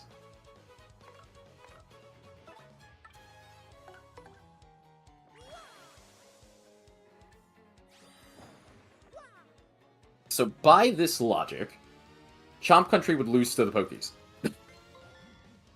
The Pokies can't hurt Chomp Country until they get all the way down to their running out of segments, but Chomp Country would just keep throwing themselves at the Pokies, and then they would die.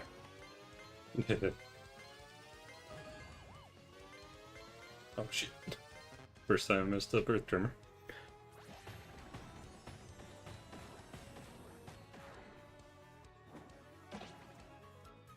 Thank you, Angel of Light. That's what I assumed, but thank you for confirming that.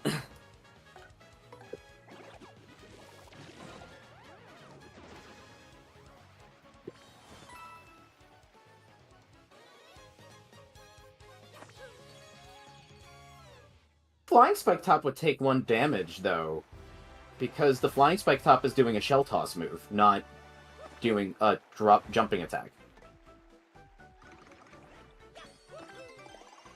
Like, if it was like a Goomba doing Head Bonk or something, that'd be one thing.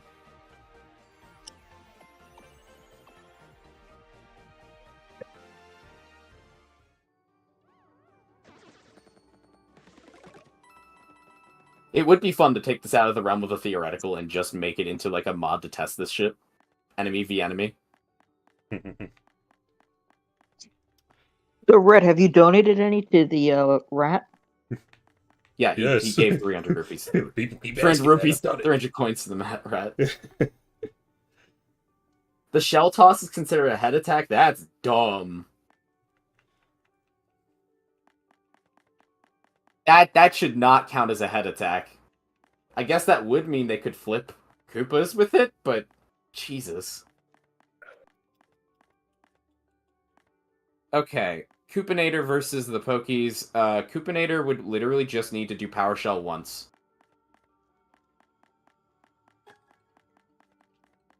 Koopanator wins.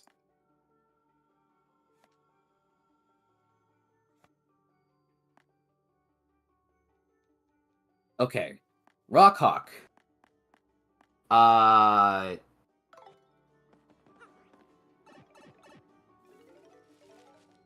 He could just do, like, Pop Drop, or Prop Drop, which does not contact, and hits everyone. So, Rockhawk would not need to worry about contact damage thanks to, like, that one move.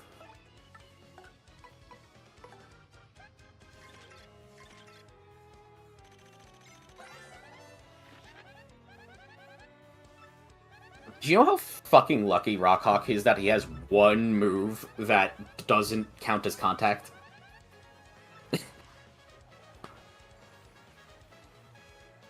Also, once he's in that move, like, how many enemies can even hit him? Some of them. Pokies have a projectile.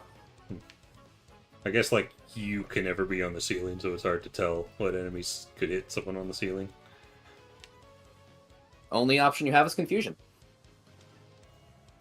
True. Confusion is the most powerful tool for trying to figure this shit out. But Rockhawk would beat the Pokies because he can just hang out on the ceiling. And he will outdamage them and outlive them. He has way too much health. Although he only does that move when he's lower on health. We're interpreting this as you choose to do it, and not as like a... Right. It's not like a Bob-omb where you do this, it does this. You know what I mean? Yeah, yeah.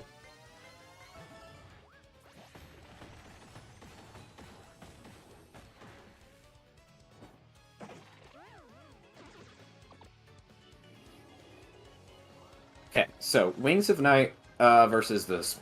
Yeah, Wings of Night lose. They would just take contact damage.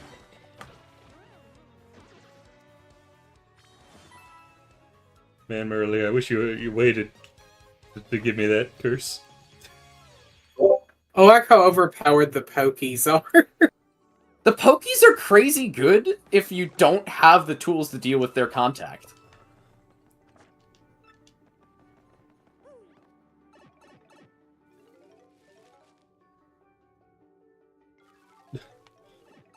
Yeah, that's what I thought, Angel of Light. And that's the logic I'm going with. Okay, so now we are on ranking Dead Bones. Oh, poor Dead Bones. Okay, Dead Bones versus Spike Storm. I'm interpreting Dead Bones as being able to hit flying enemies. But even with that, even if Dead Bones goes first, what are they gonna fucking do? They can't kill anyone. They die. They can't create more Dull Bones. It's over. They have the high ground. Actually, okay. They can kill the Lakitu turn 1 if they go first, but they wouldn't be able to do anything to the Spinies, so they still lose.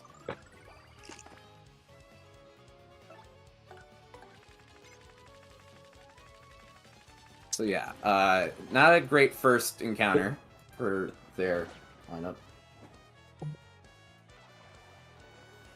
Yeah, pretty much.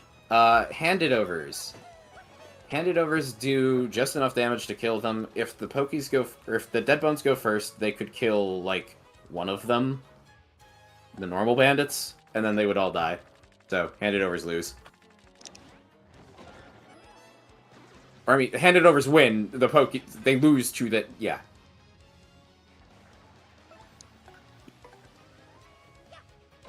The biggest thing to remember, Melange, is that the Dead Bones can make more. So they have the ability to stall out things sometimes. Also, I just realized something. I might have shortchanged the Pokies against Dark Craw. Or Crawdaddy. Because let me double check Crawdaddy and his stats. Where are you? Spear Dash is... Oh, no! No, Dark Craw can't beat the Pokies. He doesn't have any multi-target attacks. So all Pokey has to do is just keep making another Pokey every turn, and it's a stalemate! Crawdaddy stalemates the Pokies. Oh no!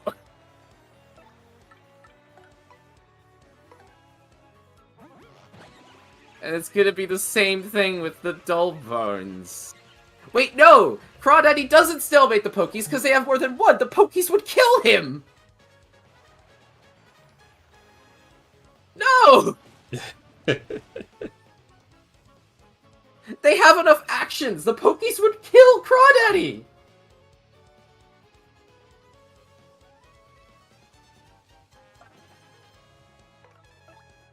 Shit! Crawdaddy loses to the Pokies!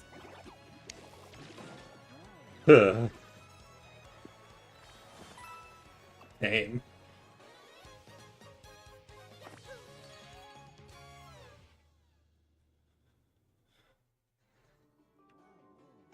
All that they have to do is have the front Pokey make another Pokey every turn, and it's over!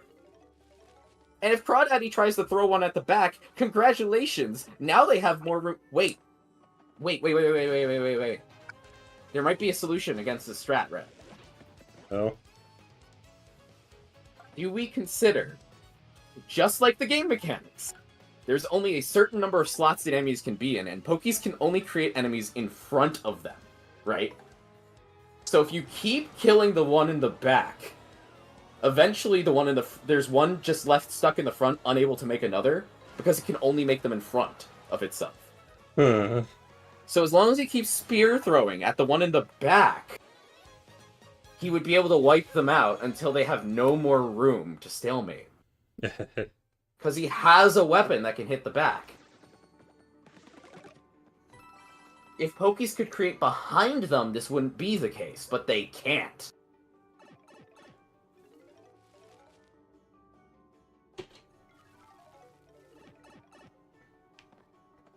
So, okay, so Pokies still lose the Crawdad. Because of that one thing. Crawdaddy, you are so fucking close to losing to the Pokies, holy shit.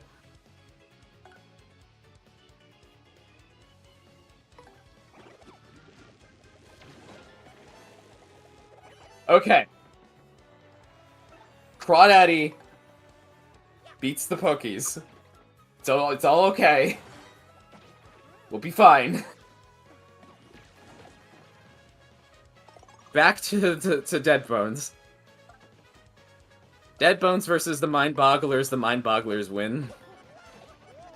They don't deal enough damage to beat them. It's over. There's no option.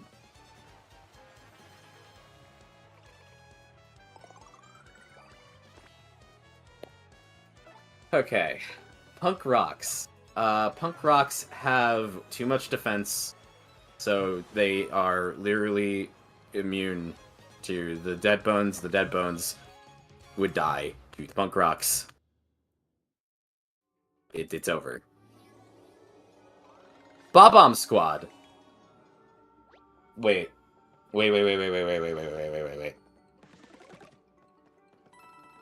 So let's assume... How many are in Bob-omb Squad? How many of them? Let's double check this. 4. Ooh, that's rough. Ooh. But they have 4 HP. But they have... Alright, level 50 done. There's 4 of them. Okay, so... Best strategy they possibly have. Dull Bones goes first. Right? There's 3 of them. And then they make a 4th one. So now there's 4. That leaves 2 left on that turn, right? To go and attack a Bob-omb. Problem, they only do 2 damage, and the Bob-omb has 1 defense, and they have 4 health. Strain Sack is 20 items. Yes, he only has 20 slots. So if they can't kill a Bob-omb in their turn, but if the Bob-ombs still, all 4 of them attack and 1 of them is suiciding, or 2 of them are suiciding even, the problem is each of them would kill 1 Dull Bones, and there's 4 of them, and there's 4 Dull Bones at this point, so they do not have enough turns to kill to make enough Dull Bones to outlast the Bob-Bombs. If they had one less Bob-Bomb, they could beat the Bob-Bombs. But they can't, because there's 4 Bob-Bombs. So the Bob-Bombs always win.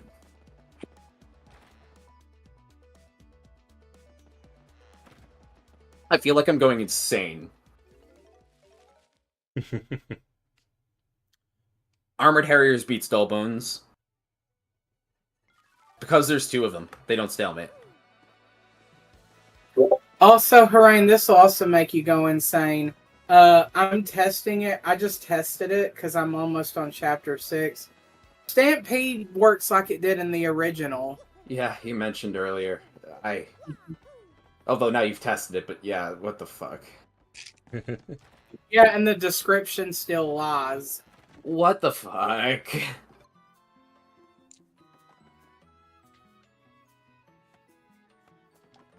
Tiny Spinies. Tiny Spinies would win. They have too much defense.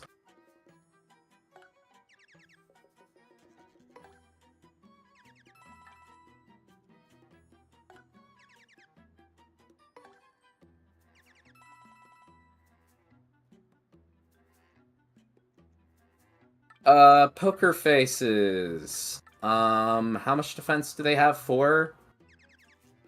Yeah, that shit's over. Poker Faces beats them.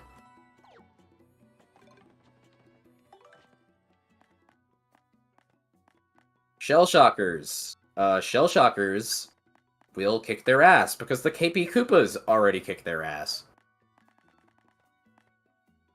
Like, it's just worse. Magic Koopa Masters.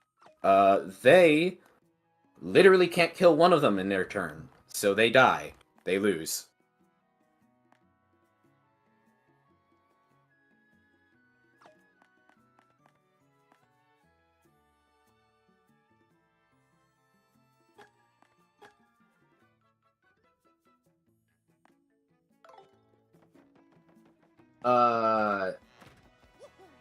Mellowange to you, Box, says, look at Stampede's cute little image, the one that tells you the action command and stuff, and tell me if you notice anything strange.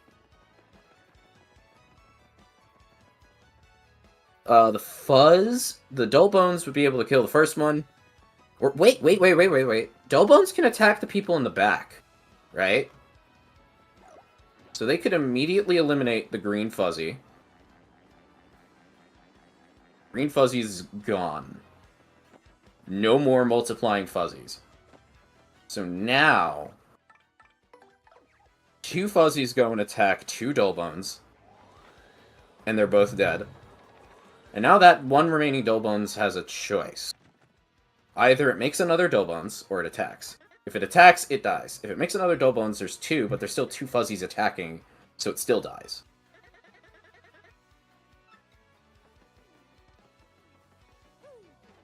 Yeah, there's no situation, because they just don't quite have the resources, the attack numbers, to be able to take care of the Fuzz. They almost can, but it doesn't work for them. Crawdaddy. So Crawdaddy can do the same thing to Dull Bones that he can to the Pokey, because the Dull Bones also only can make another in front of them. So the same strategy that saved his ass against the Pokies will work against the Dull Bones.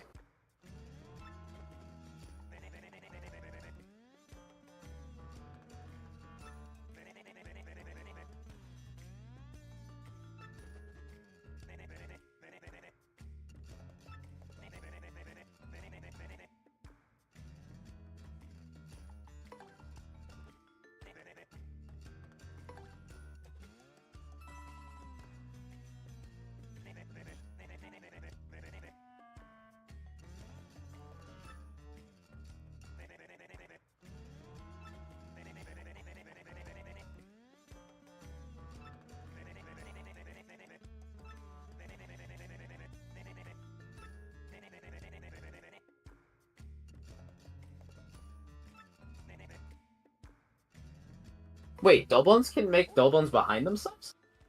Oh shit, never mind. Then they beat Crawdaddy. Like that's just a determining factor then. Crawdaddy can't.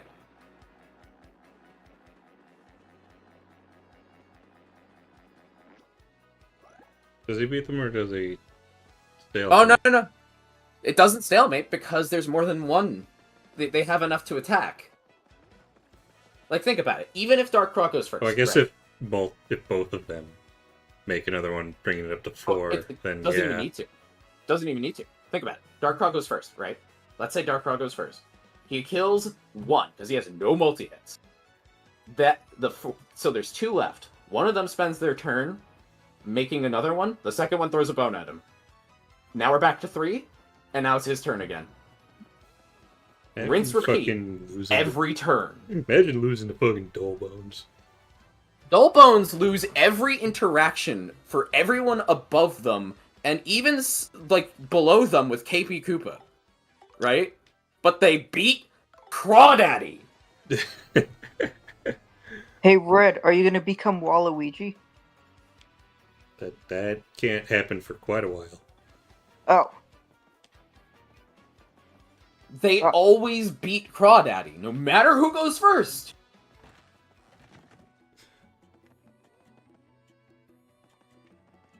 Fucking ridiculous. This is why the power of teamwork is very important. Or at least having nukes.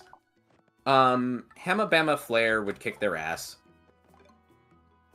You know, I just talked to him, but I like even when I do, I always forget. Was it Dried Shroom, then Dizzy Dial. Dried Shroom, then Dizzy Dial. Yeah, okay. Also, you can ask Goombella with the hint button. Oh shit, really? Yeah. If you push it, like, right now, she'll tell you. Did she give that hit in the original? I don't think I ever used it. No, that's the new mechanic. Alright, yeah.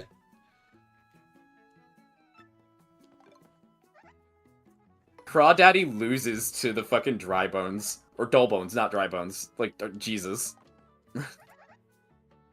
Okay, Chomp Country would kick their ass? Yeah, they'd kick their ass.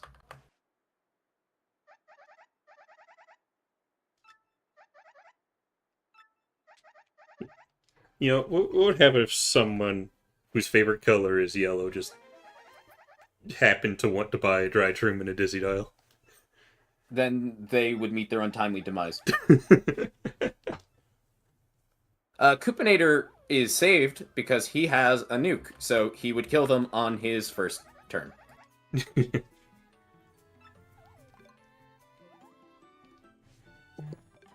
Rockhawk would kill them.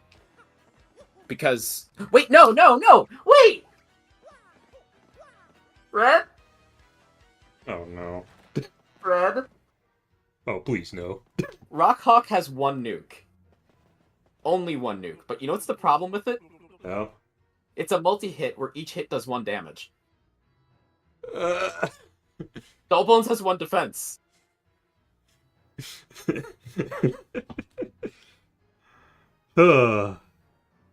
Wait, Rockhawk has a flip attack that hits 2? Oh yeah, that does hit 2, doesn't it? Wait. I need to go scroll back to Rockhawk's entry here. Mario and partner. So a 2-person hit.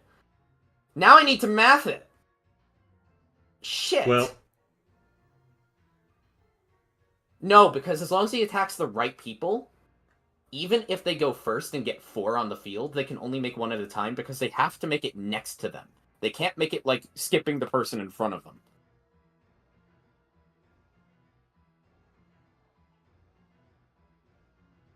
So if Rockhawk takes out 2 of them, there'd be 2 left. Yeah, if he takes out the first 2, then the third one will make one in front of him, but the last Final one can't make another one. So, yeah, he just wins. So he would win. If they could make another copy literally anywhere, then it would stalemate if the Dullbones get to go first. But they can't. So Rockhawk wins. Oh, okay. Rockhawk doesn't lose or stalemate to the Dullbones. I was really scared for a moment. Oh shit. Don Pion just crossing his arms. Shit's about to get real.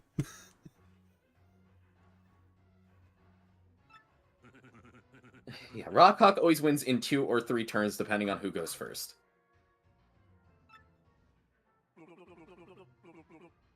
Hello again, Natural Nova. I almost had a heart attack because I almost thought Rockhawk couldn't beat Dullbones, but he can. It was close.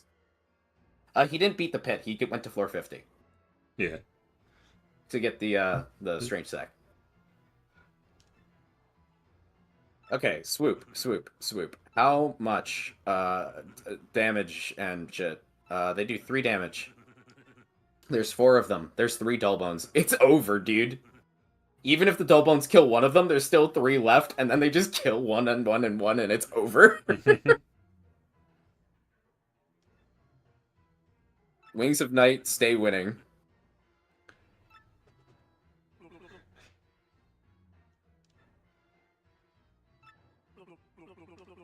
I adore how expressive they are.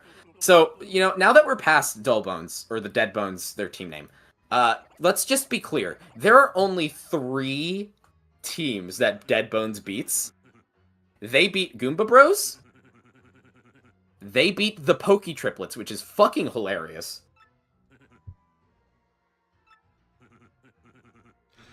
Oh boy, I get to do a favor for the Mafia. And they beat Crawdaddy.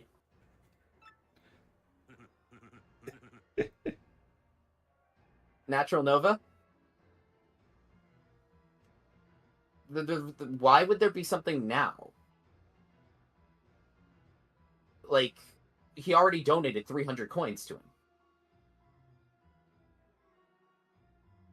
Like, wouldn't the reference be after he comes back with the money?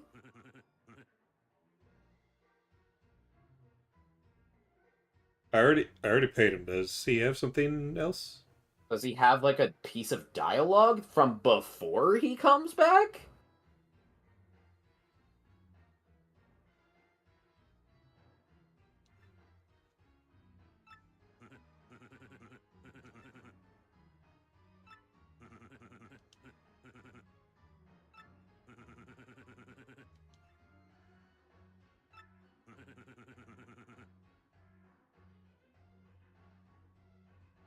Red donated it last stream. Like, it's all good.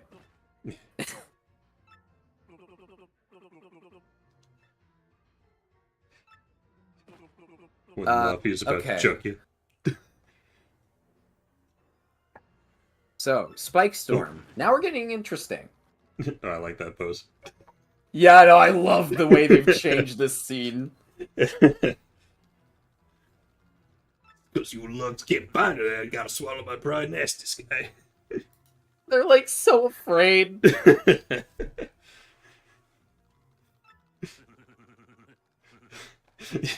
You don't say making complaints about my decision. You making complaints?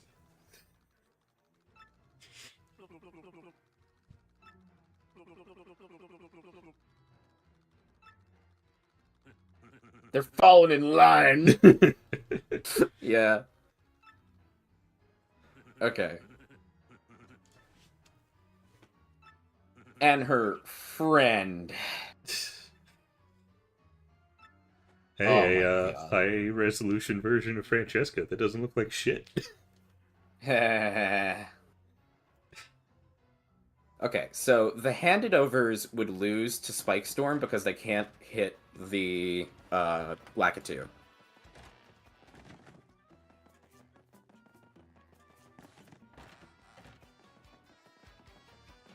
So Mind Bogglers. Mind Bogglers have 2 people who can stay in the air, which means only the Spinies are going to be left to deal with the Piranha Plant, which scrolling, and also scrolling. Wow. Where the hell are they? Spiny. They have 3 defense, Do any of them have an attack that does more than 3 damage?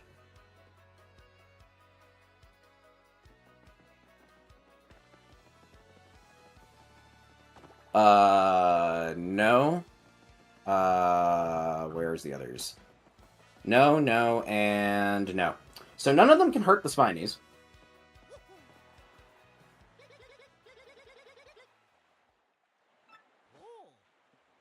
But they still have the potential for a stalemate. They need to kill the Lakitu. Lakitu has 5 health. 2 of them are capable of attacking him. Lakitu has no defense. And they are able to kill him in 1 turn. Just barely. So, if they go last, can Lakitu kill either of them in 1 hit? How much damage does Lakitu's Spiny Toss do? 2. No, he can't. It always stalemates. They are always, whether they go first or last, able to kill the Lakitu before he kills any of them. And once they kill Lakitu, they can't kill the Spinies, and the Spinies can't kill them. So it's over.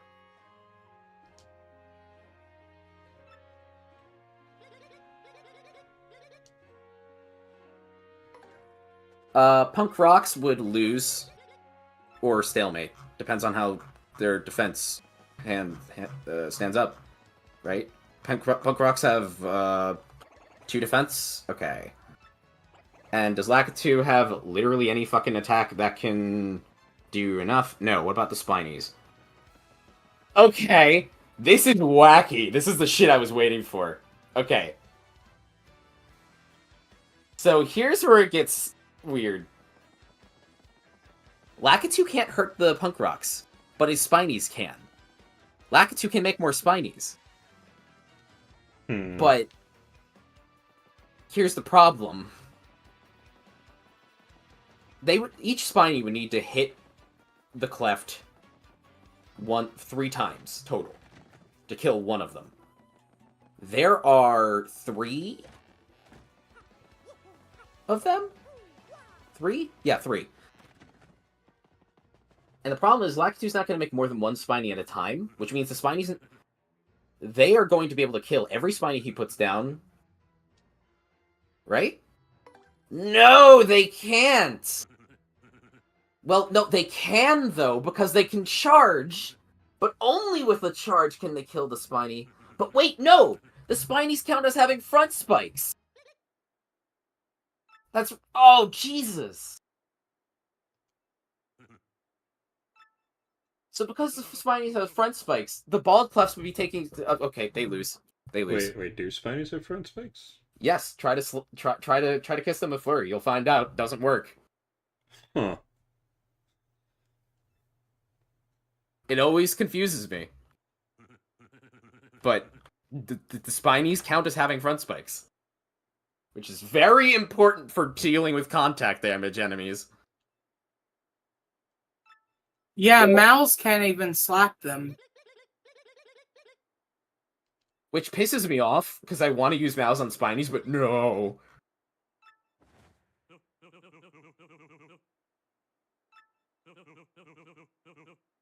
You would want to put shell contact rules on Clefts, but you can't. Because they don't work that way.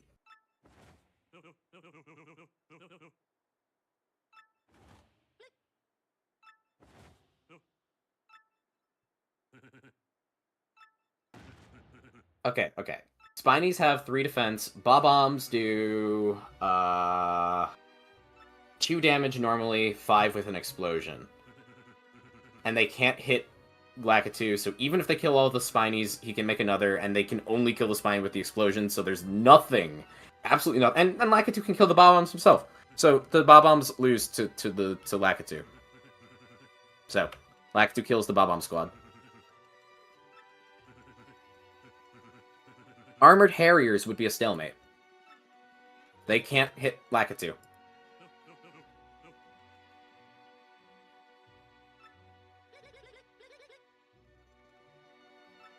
Tiny Spinies. I think the Tiny Spinies have too much defense. Right? Like, I don't think there's anything any of them can do. Wait, no! Oh god, I need to factor this in the future. It hasn't mattered yet. But I forgot, Red. Spinies have an ability that lets them give themselves infinite defense for as long as they want. The cost is that they can't attack. That screws over any front-locked enemy, and it allows them to stall out everyone. The tiny Spinies cannot lose any... Or not the tiny Spinies, the Spike Storm cannot lose any encounter. At worst, it's a stalemate because the Spinies can curl up and decide to never come out.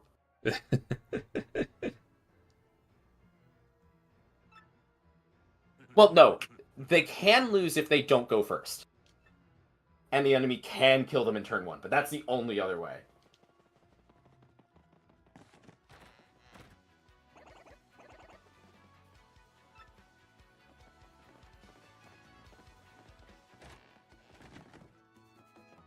The Armored Harriers are cheating. Bullshit.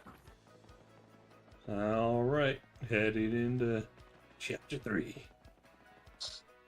I don't It's on! No, I don't think they can only do that from one turn. I think they can do that as long as they want. Yeah, considering it took 2 hours to do the pit and the lead up, might not be able to finish Chapter 3 this stream, but we'll see. Who cares? It's the best level of the game. I don't care what anyone else says. What are your thoughts on the pit? Also, can't you pierce that defense? I mean, it's still the pit. I don't think Well, I you mean, the can Glitz pierce Pit. that What do you defense. think of I think it? that the Best level? Spinies' defense I mean, when they curl yeah. works like the Armored Harriers. You know, like, I'm pretty sure the Spiny curl up is just like the Armored Harriers. It's fucking impenetrable. Oh yeah, brother! Again, I could be wrong, but I don't think you Although- can pierce that defense. If it works like the Armored Harriers' defense, wouldn't that mean they can pierce through it? But would the Armored Harriers take contact, it always goes in favor of the one defending.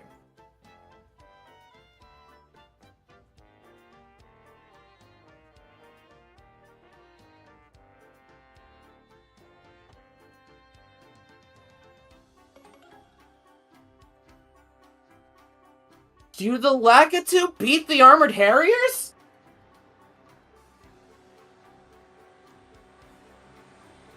If it does do contact damage to them, Well, no, Then- the Armored Harriers don't take counter damage, but if we're going by the Armored Harriers' stupid logic that they are the only thing strong enough to hurt themselves, because they also have infinite defense, then wouldn't that also apply to Spinies, because they are the only other thing in the game that can do the same thing?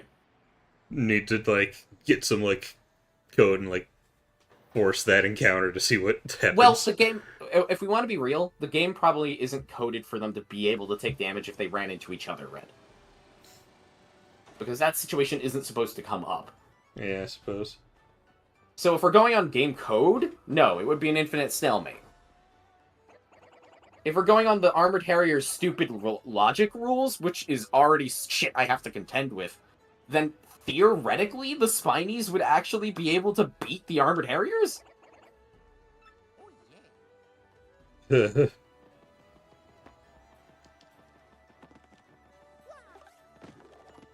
I'm going to leave it at a stalemate.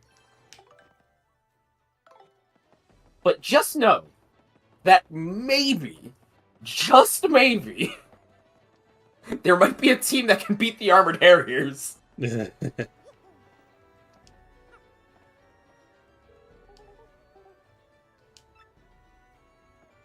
I really want to give them the W, to say someone beat them, but like, I can't say that for certain.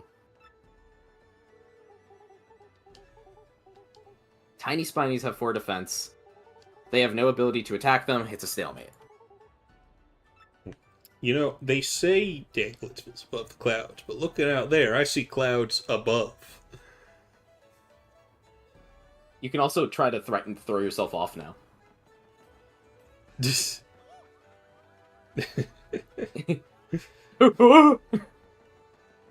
uh, Where's the guardrails? Strong gust of wind comes. oh no. Oh, you can actually see inside the shop from out here. Yeah. I forget, was the poster of the bulky bomb outside, like, over here? I don't remember. Because if it is, then it's gone, and... I just forgot about it.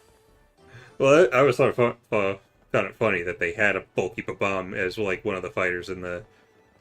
in Maybe those, he like, killed posters, but... Oh no. Like, you never fight one in the Glitz Pit. Poker faces would stalemate?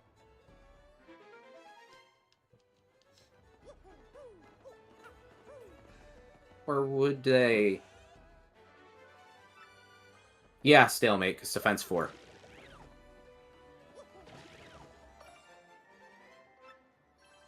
Yeah, I have 10 star princess.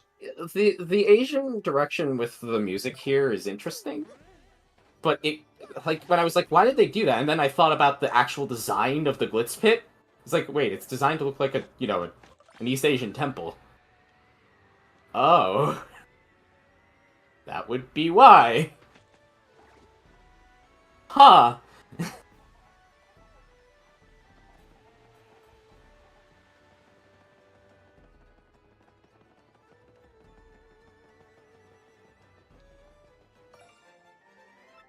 Shell shockers.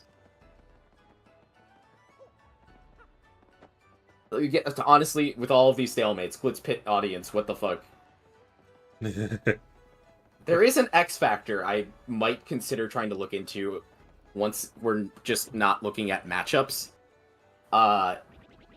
There's dialogue that implies that they are able to use items in the Glitz Pit, not just Mario.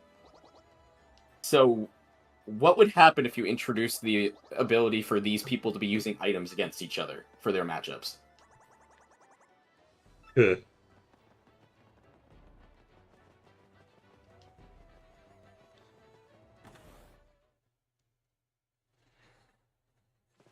Oh no, the bulky bomb poster's still there. There it is. Where is he? Yeah. Okay. Wow, this is weird hearing this rendition of the Glitz Pit. What? The music. Like, it is weird hearing it in this style. It's very, like, they went with an East Asian style. It's very different. Okay, I'll have to be back. But yeah, I'll be back. Yeah.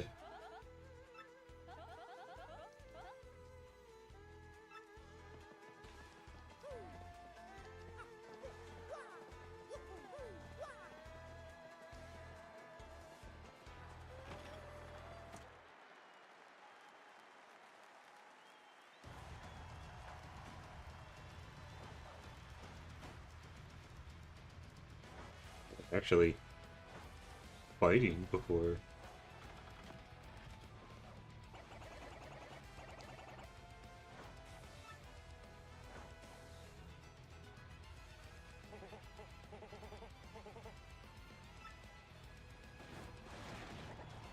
Rockhawk still cheating by jumping on him.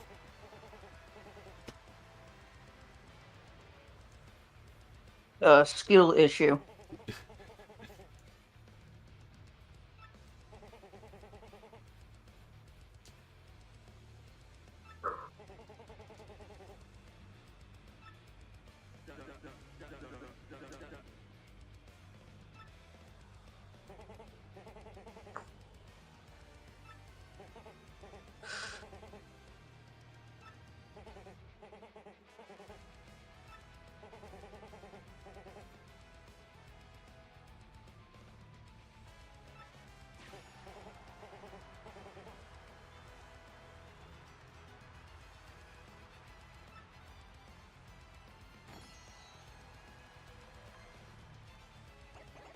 Yeah, no way we could just, like, steal the thing.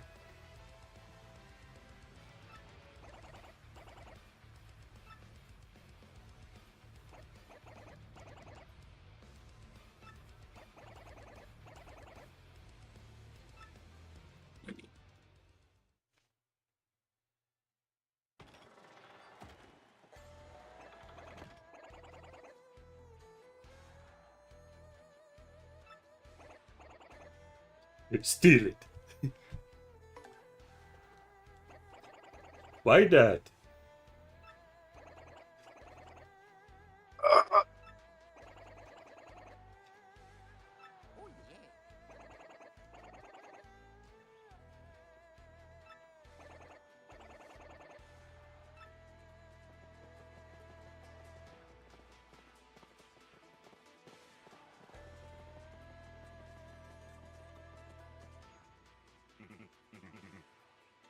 Oh shit, these guys actually do have arms.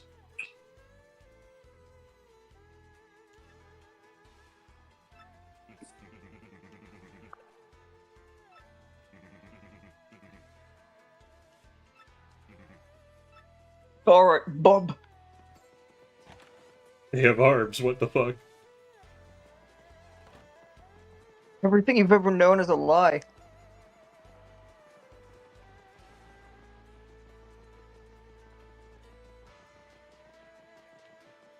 There's just a hot dog up here?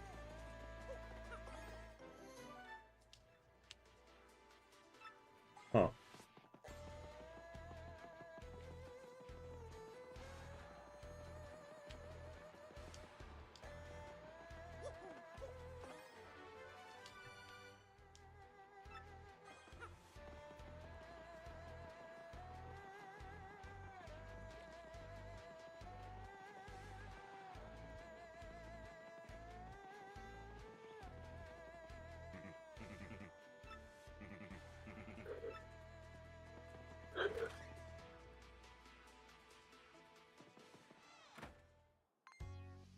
Bean Boo Lake with an actual lake.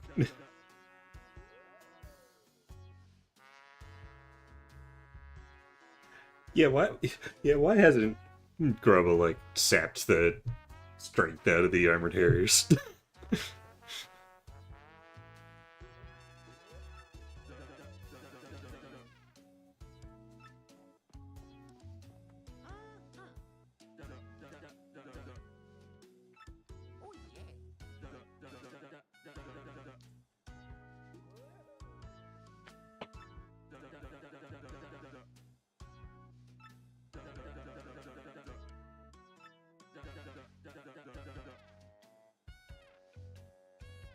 Done, Skippy.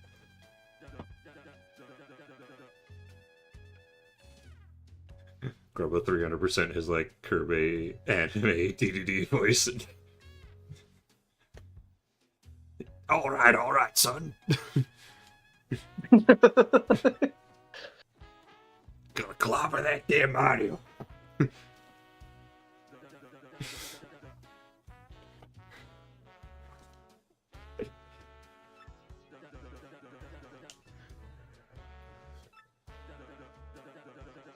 Being rich and famous is diggity dang dynamite. Dynamite! Grab a back sprite, what the fuck?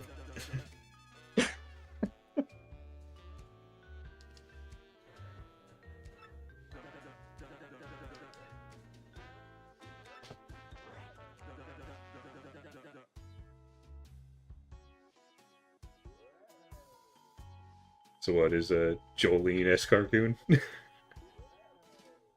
Your Majesty.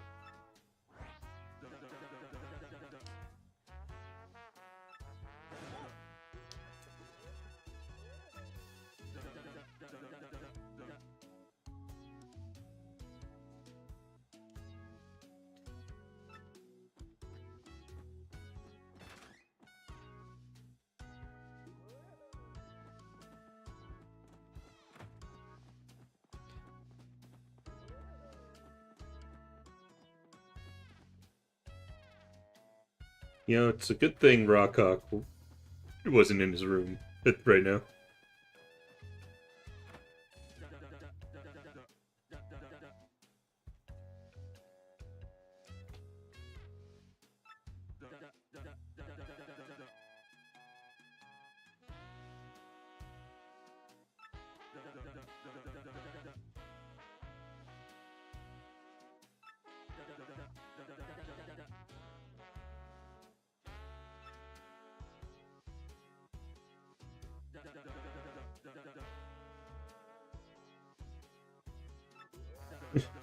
not exactly glamorous, but it's clean and comfortable. Totally sanitary food. Maybe I'm old-fashioned, but I care about my fighters, darn it. Such a good host.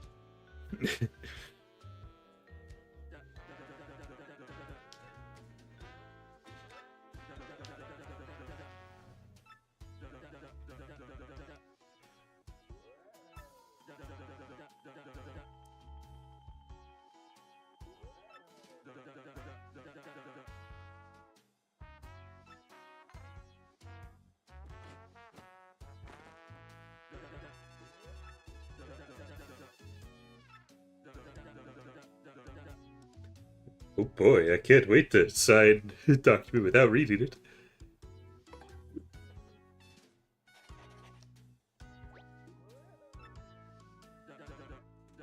Your soul is mine.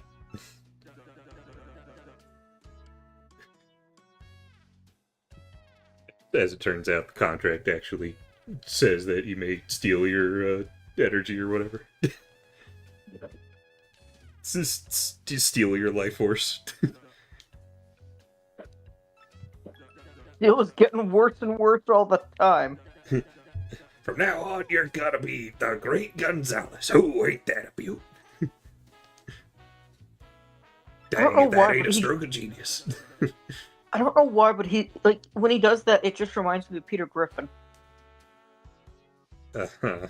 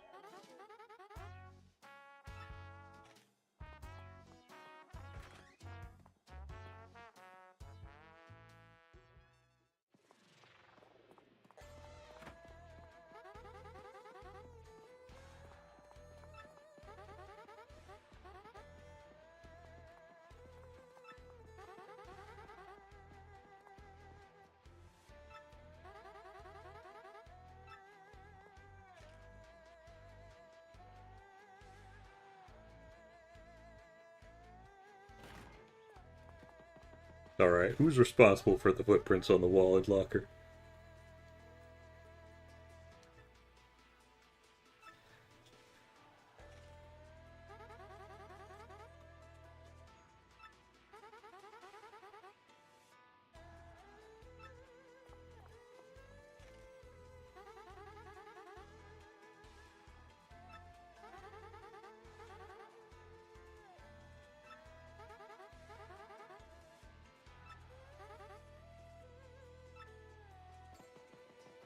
Why is there no player match? It made the Game Boy Advance startup sound.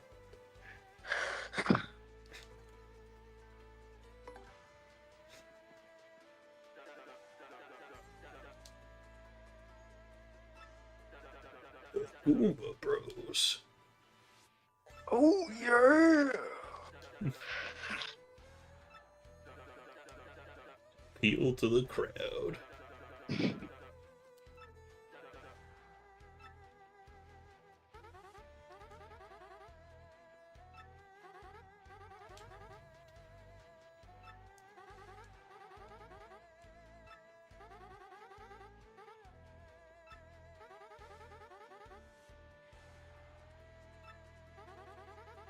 Yeah, why don't the enemies ever have conditions?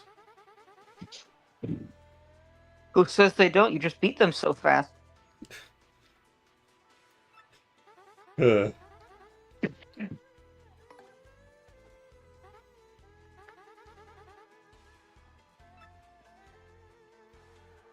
Hello, Zane.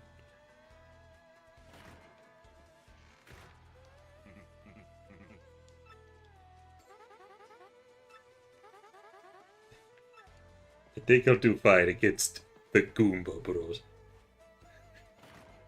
Oh my god, back sprite. They have arms.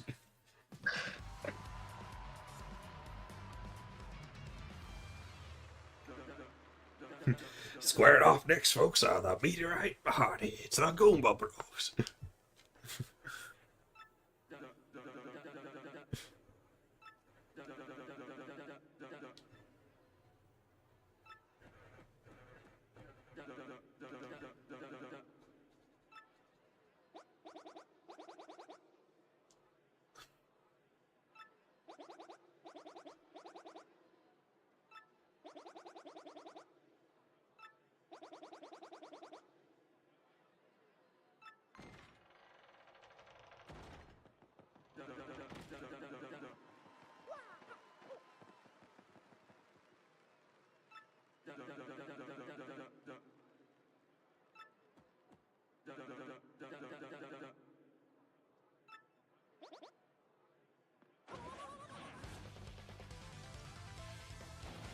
Disqualified!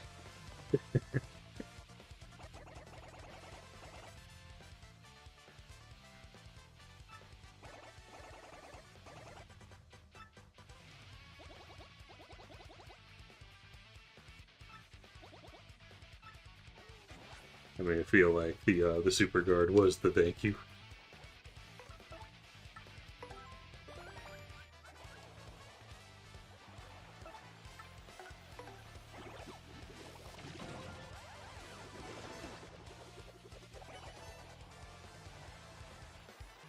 All right. Finally confirmed that security guards have their hands behind their backs and don't have stumps or something. I mean, yeah, I knew that their arms were just behind their back, but it just looked like they didn't have arms.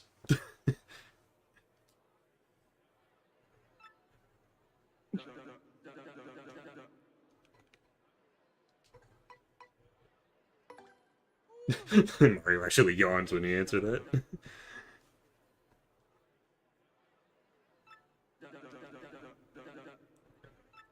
Yeah, there's not much of a crowd here. Is that? I mean, does that like change as you go up the ranks? Yes, it does. Nice. Yeah, no one comes here for a fucking minor league fight.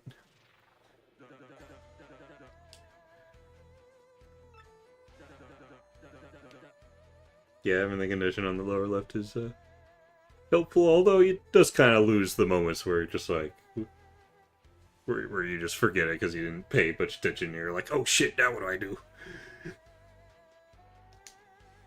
But it is convenient.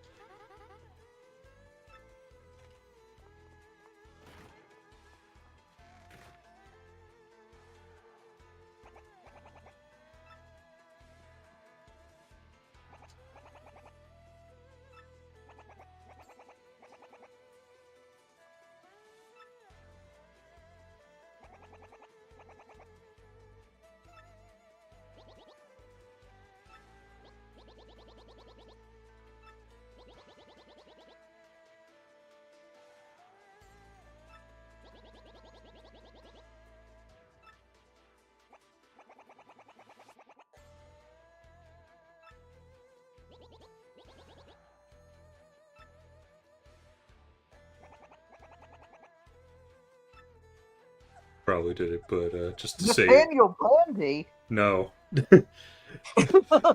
But, say it again, they better have corrected the mistake of actually having KK at the end when the crystal stars are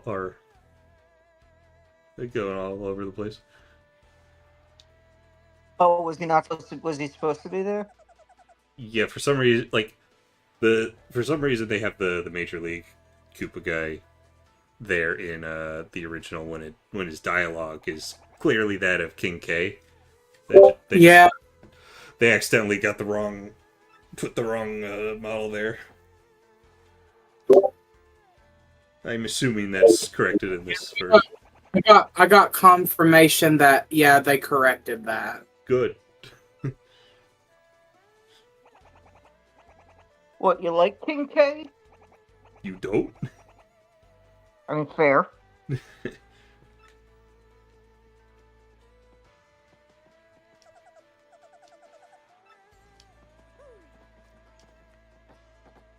No, closer, huh? Ow! It shouldn't hurt him. I don't... I'm still using the normal hammer. I can't go through his defense.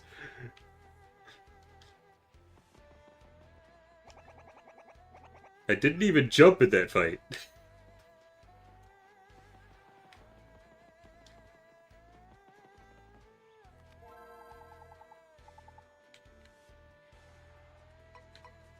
Exhibition match. I guess that's for fighting the previous ones.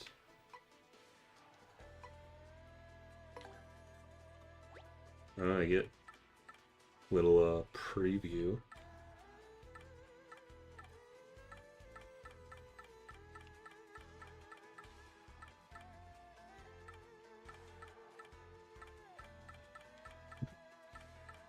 They don't even have my partners in there.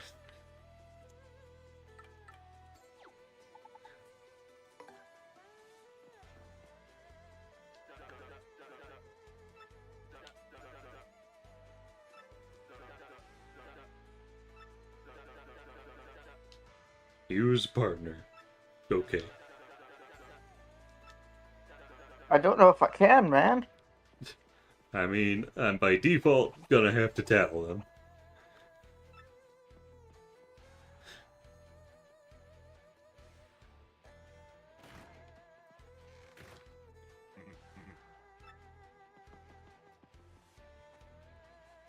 How does he open the door with his hands behind his back? He has a third hand. You see, that's a case where having a back sprite makes it make less sense, because before they backed into the door to open it, but their hands were behind their back, so that works. He's got a third hand.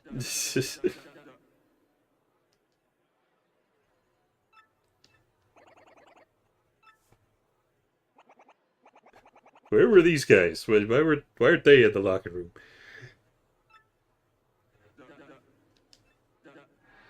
Because they wouldn't fit.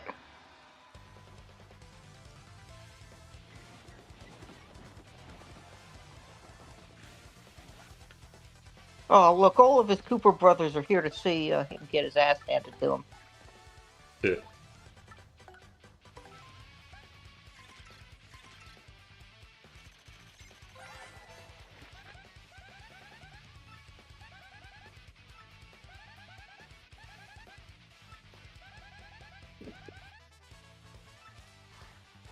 That was easy.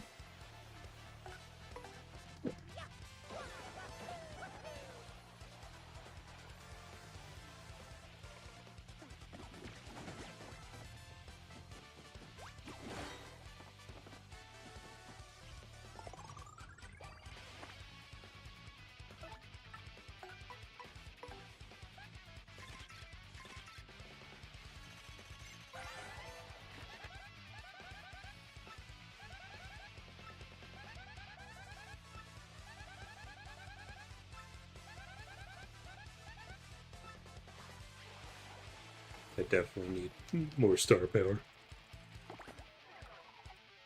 Never enough.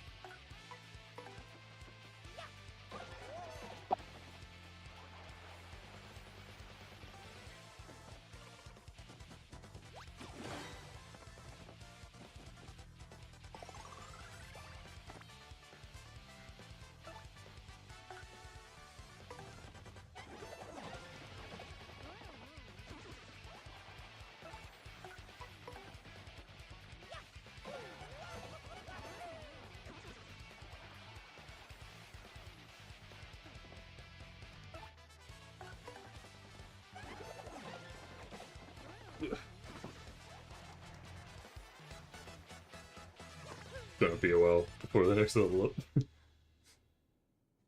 I only got like 9 star points left, but all these guys are only just gonna give me 1.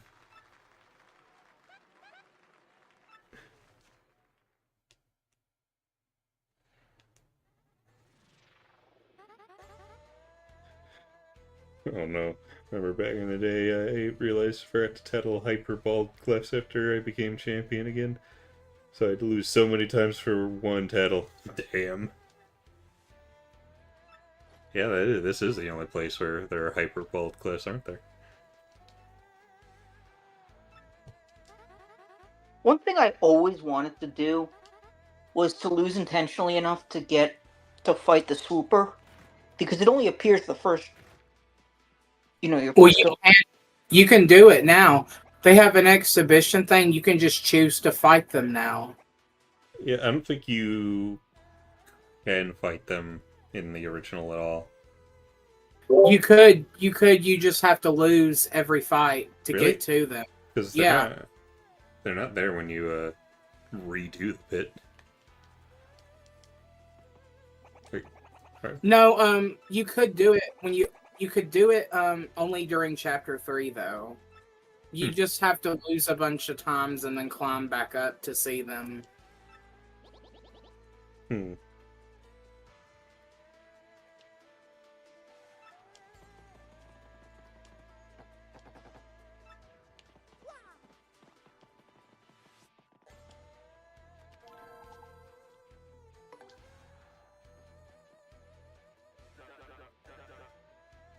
I'm back.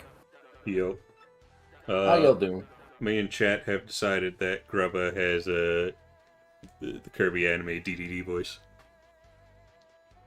Oh, Jesus. Now listen here, son. In this battle, I want you to at least use at least one special move, okay?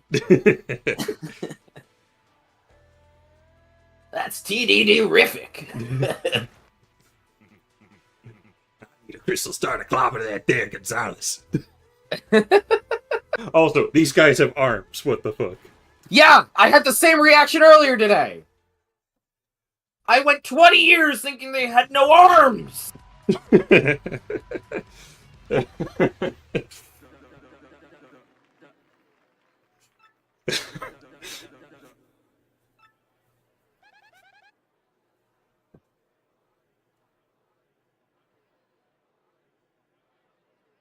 Are the hyperball clefs in Creepy Steeple? Isn't it just the normal hyperclefs? Pretty sure it's just the hyperclefts. Also, I had that same reaction to them as well. You have arms? Oh, hey, look, it's one of the best teams in the Glitz Pit. You know, I've heard a good authority that you guys are actually really good. What are you doing down here?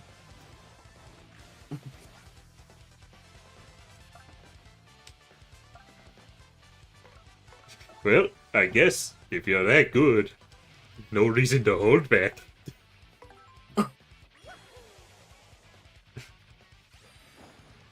Okay. I'm gonna get back to where the fuck I left off. Oh fuck, I was still looking at Spike Storm. Oh Jesus. That's okay.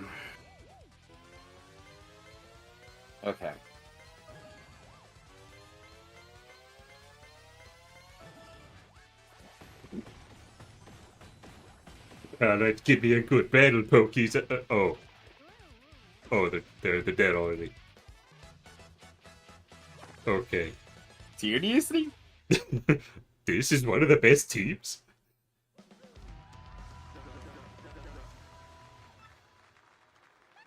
The Shell Shockers beat the Spinies. Well, no, they don't beat them because the Spinies can just stall, but they stalemate because they can kill the Lakitu. Yeah.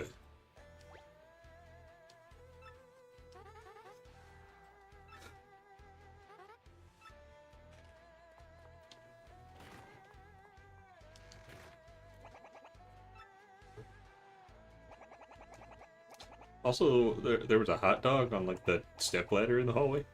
Yeah. Who put a hot dog there? Why did we take it? Just a random hot dog just in a hallway. Do you trust the hallway hot dog? I mean, if I trust Castlevania wall meat.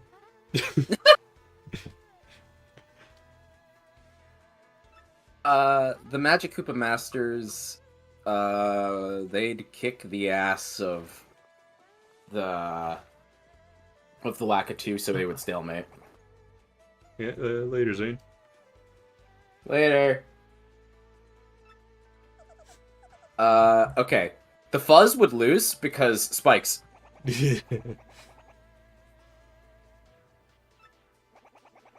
That the Fuzz would not be able to survive. It would be all ogre. Red. Crawdaddy loses. God damn.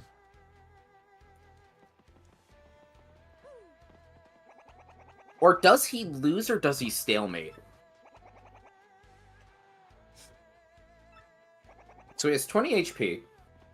He could spend some of his turns killing the Lakitu, which I think might even just be in one turn. So that stops the flow of more Spinies. You put the hot dog there? Okay, but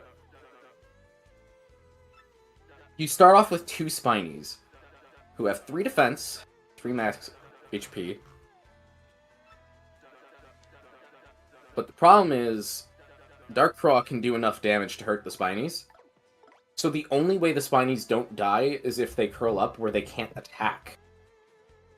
And there's not a flow of new Spinies to replace them, so they have to do that.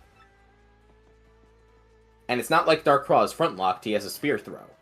So you can't body block using the front one. So the only thing left is to just infinitely stall Crawdaddy. So Crawdaddy actually doesn't lose. He just stalemates.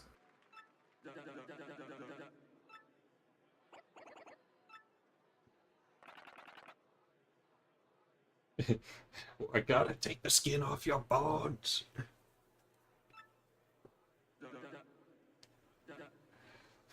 I like the detail of the audience being pretty small at the start. Yeah. Hamma, Bama, and Flare would stalemate because they can absolutely take care of the Lakitu.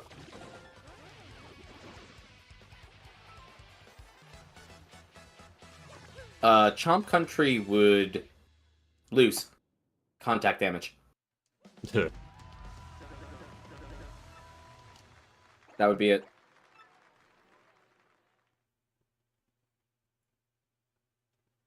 The Koopanator would stalemate.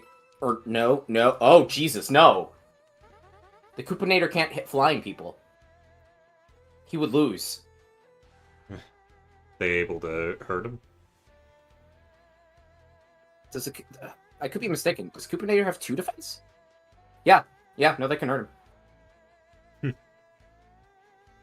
Here's the thing. It would be painfully slow. Yeah.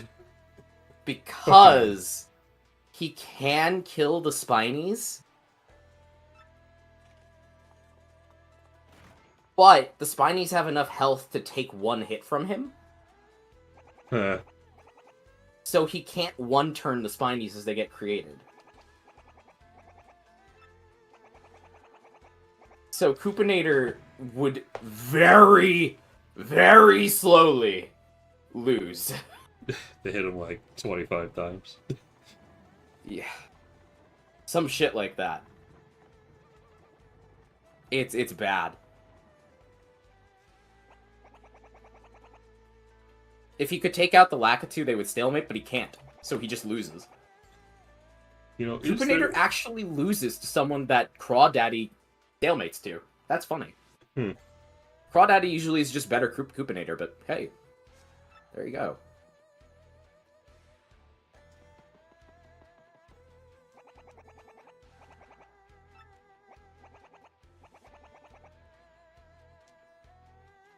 Rockhawk stalemates. You know what's the only reason Rockhawk doesn't lose? Yeah. Because he has 1 move that doesn't do contact.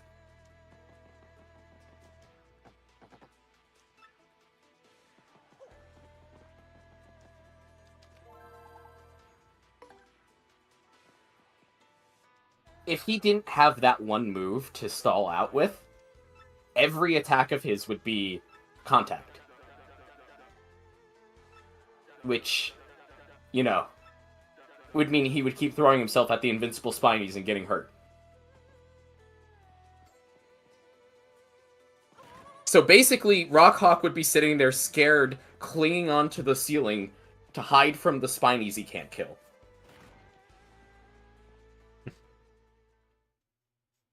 And that's how it would end.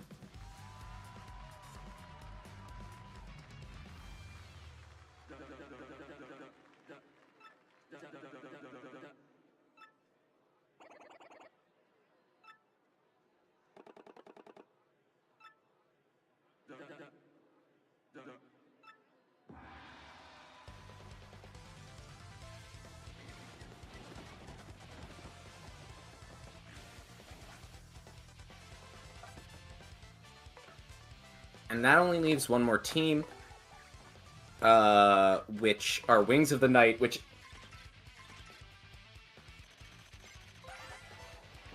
Wings of the Night would lose. Despite the fact that they can kill the Lakitu, all of their attacks are contact. So even though the Spinies can't reach them, they would die by self-harm from hitting the Spinies. So they actually would die, even though the Spinies can't touch them. Oh, speaking of the legendary team that literally can't lose any of their matchups, here they are! And that's why. Go away.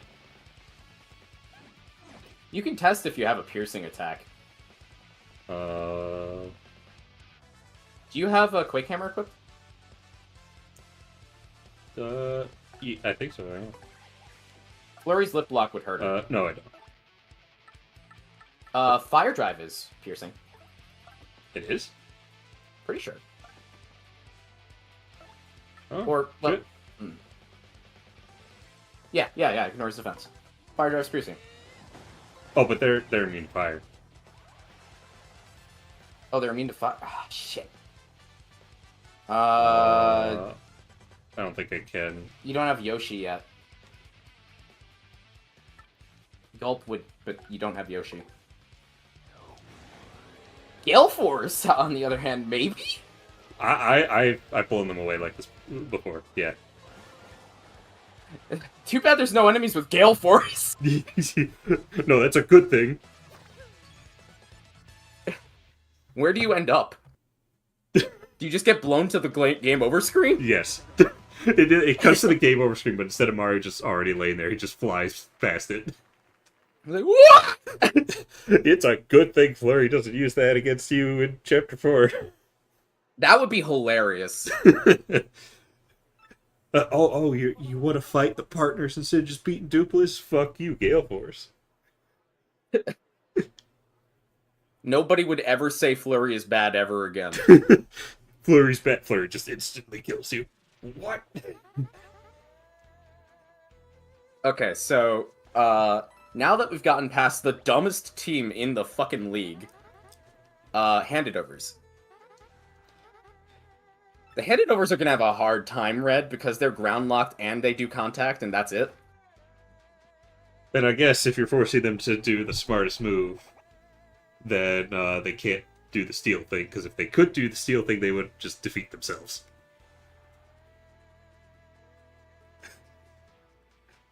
Yeah. You know, stealing means they lose.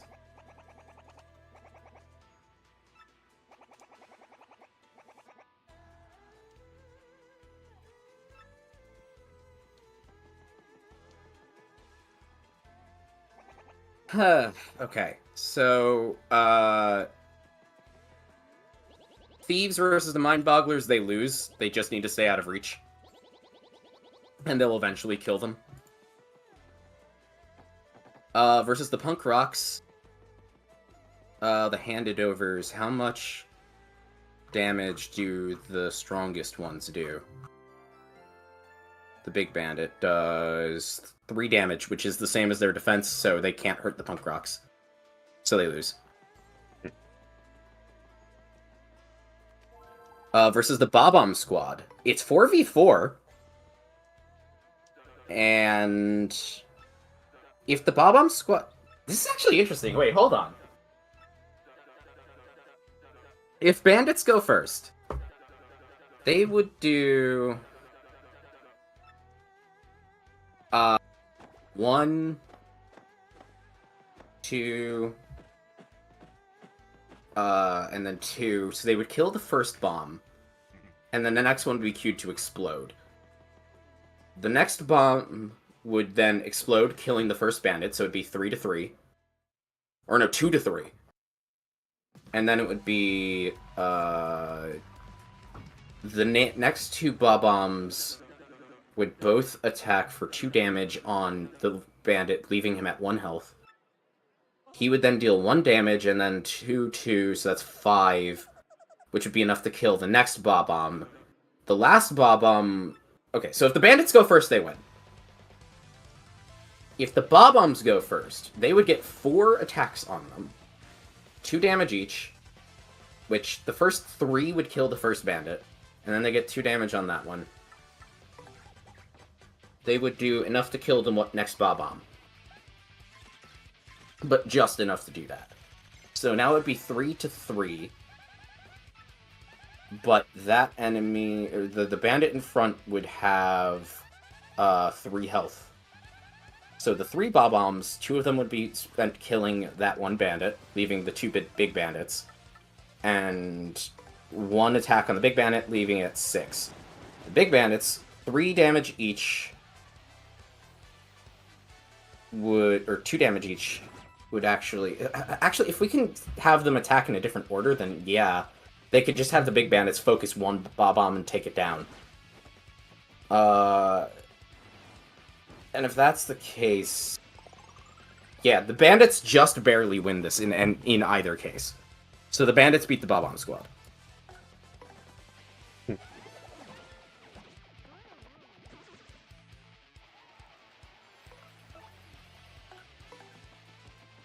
Armored Harriers would kill the bandits.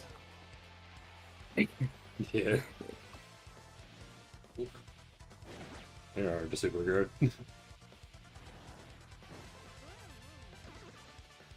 Tiny Spinies. They have 4 defense. Yeah. Yeah, the bandits are fucked. They lose to the Tiny Spinies. Poker faces. The bandits would throw themselves at the poker faces and die. The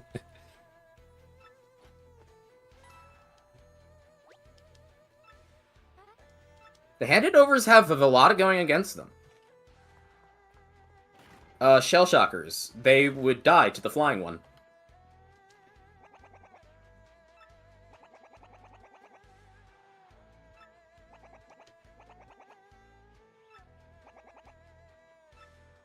Magic Koopa Master, same problem. One of them's flying.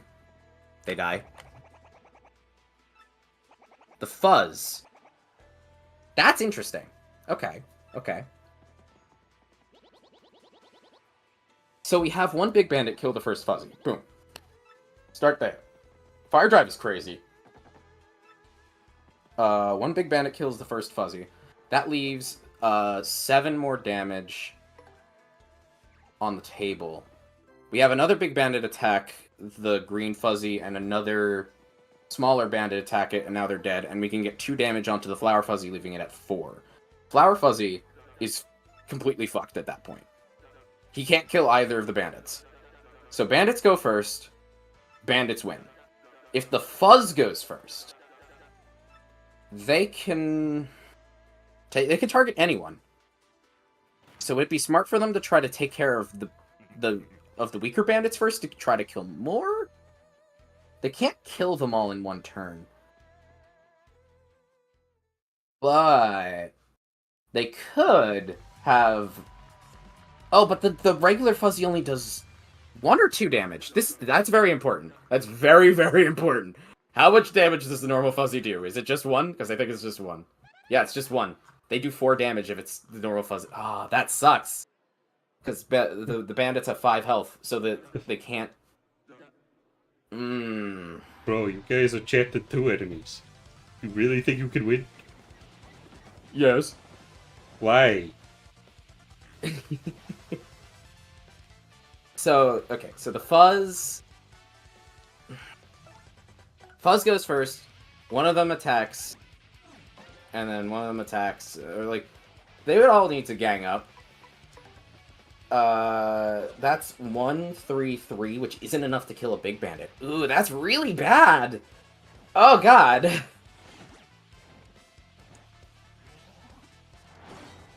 But, I don't... You know what's the thing about the Green Fuzzy, though, Red? I think that it doesn't need to have an empty space next to it to make another one. There just needs to be an empty slot available. Hmm. And because the bandits are front-locked, and the Green Fuzzy has 5 health, it could create a buffer where it just forces them to spend half of their attacks on the first turn, killing a brand new Green Fuzzy every time. But they would kill the next Fuzzy quick enough that it wouldn't be sustainable, so they still lose. No, there's no situation where the Fuzz can beat the bandits.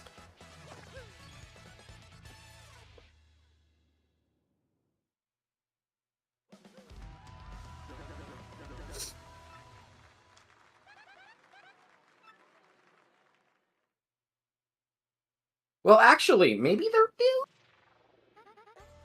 Nah, the Flower Fuzzy's Thunder attack doesn't do enough damage.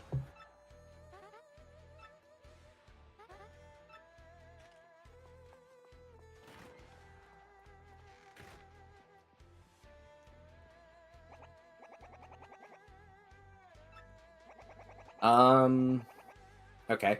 So the Fuzz are fucked up there. Crawdaddy. So this is a 4-team against Crawdaddy, and Crawdaddy one at a time attacking them. So I'm just gonna need to look at the damage output and see who outlasts. Where the fuck is Crawdaddy? There he is. He does 6 damage, which is enough to one-hit 2 of the bandits. So, first round, if bandits go first, they would do 10 damage to Dark Craw. Oh, shit! That's half his health! Wait, fuck! Dark Craw loses if bandits go first. Okay. What if Dark Craw goes first? He takes care of the front one, which is a weaker one.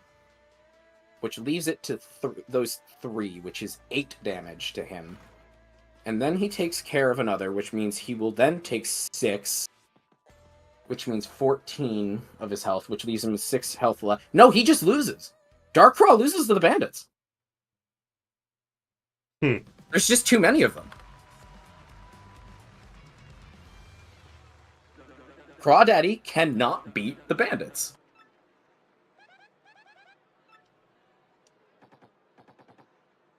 Hamma, Bama, and Flare. I want to just say they'd get it because they have overall a good amount of health and option. Also, Boomerang Bro does 4 damage to all of them at once. It's over. They lose.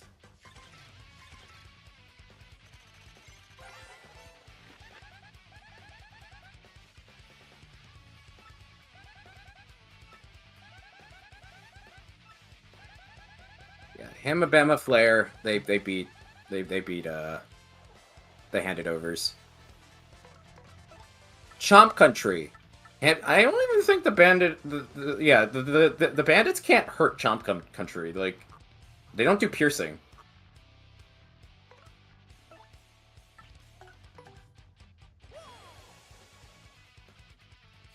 So Chomp Country would kick their ass.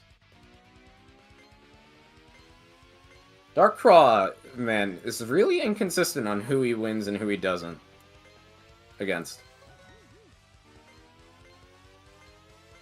The Koopanator, he does a fuck ton of damage to all 4 of them in one attack. It would only take 2 power shells he would win in 2 turns. And he has 25 health, so they can't beat him before then. So the Koopinator beats the bandits.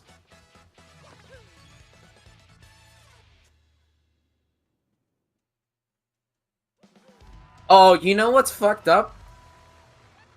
Rockhawk can just stay on the ceiling and chip damage the fucking bandits until they die. Yeah. He doesn't even have to engage. Rockhawk just wins by default, and while we're at it, the Wings of Night win because they're flying. So, yeah, let's just get those out of the way. Cool. Yeah, the bandits have a hard time, but they beat Darkcrawl, which is kind of fucking nuts. I just realized I forgot to go and get the egg. Egg? Egg. Time to whack the egg.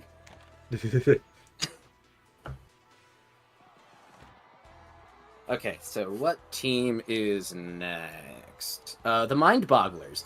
You know what I like about the Mind Bogglers? They've got a lot of coverage for different niches of attacks. They've got a diverse team. With some smart play, they might actually be able to do some cool shit. Mind Bogglers versus the Punk Rocks. It's no worse than a stalemate because the Punk Rocks can't reach them. But the Punk Rocks have 3 defense. Do any of them have the ability to hurt them? No. So that's just a stalemate. I'll beat on your fans? Okay, how about you then?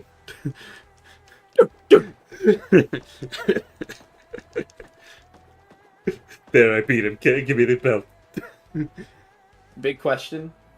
Does Thunder attack pierce defense? Which Thunder attack? I imagine Thunder Rage.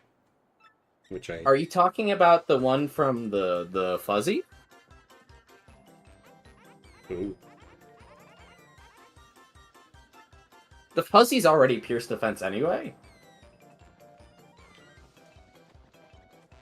I can double check specifically the Thunder attack though. Thunder. Yes, the Thunder attack pierces. Oh, the Dark Puff's charged attack. Oh! Let me check that. Yes, it does! The Dark Puff has piercing! Wait! Oh, but wait, aren't the Punk Rocks immune to electricity?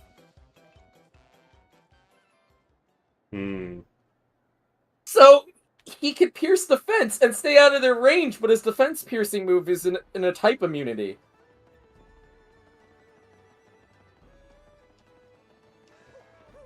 Huh. Oh, no! That's so sad.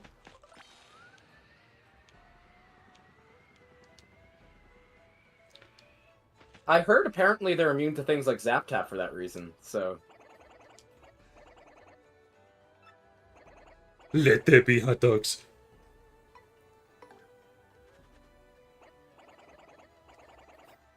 Okay, Bob-omb Squad.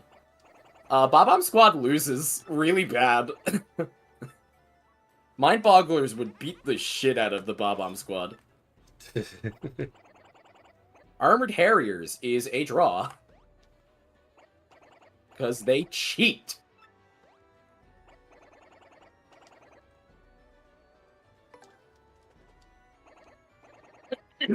Tiny Spinies. Tiny Spinies would eventually die because of defense piercing. And they are not immune to electricity. Same goes for the Poker Faces.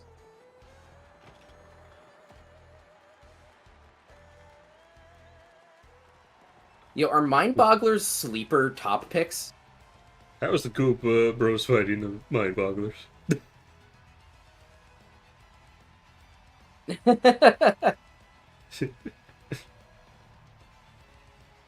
How is the fight still going?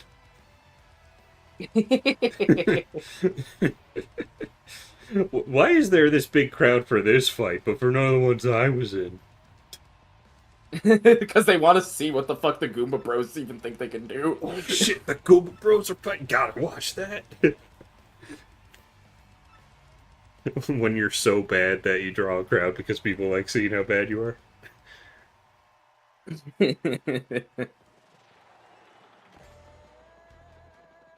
Okay, Shell Shockers versus the Mind Bogglers. So this comes down to one thing. Can the Mind Bogglers take down the Paratroopa before it becomes a problem?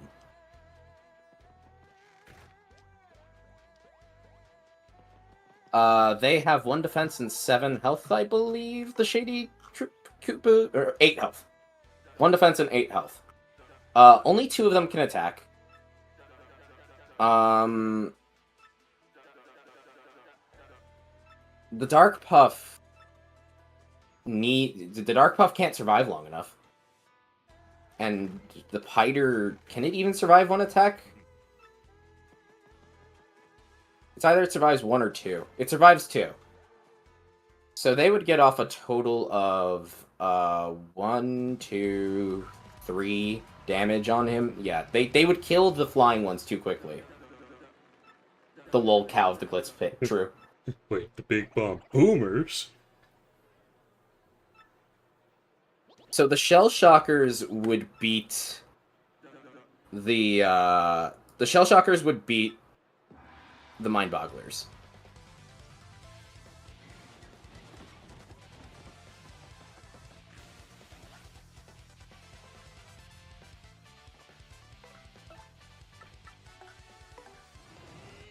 Dark Puff swoop attack.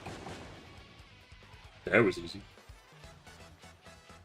Wait. Does Dark Puff swoop attack flip Koops? Oh my.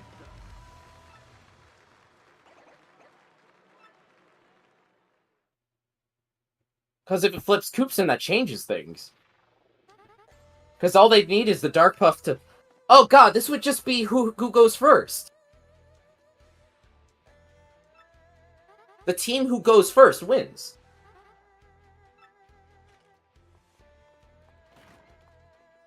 So, Shell Shockers...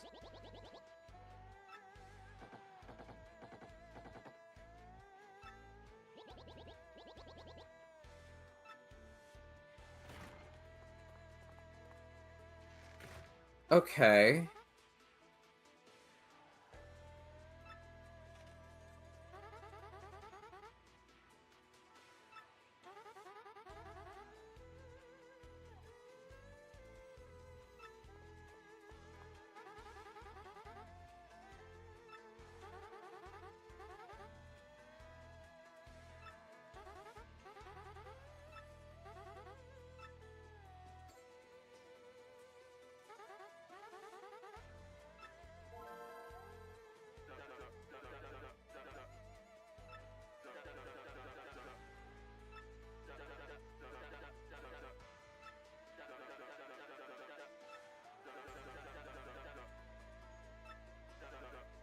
What did I say about KP Koopas versus the Mind Bogglers? They lose? Yeah, they just don't deal enough damage.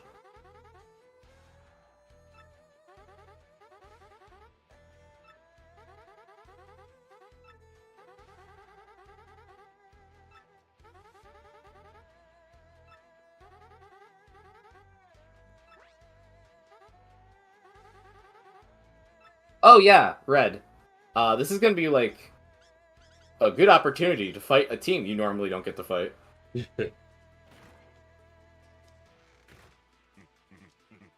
Finally time to fight Sir Swoop. One of the better teams, honestly. Like, it's 4 swoops, man. That's nothing to sneeze at. Especially as far as minor league is concerned.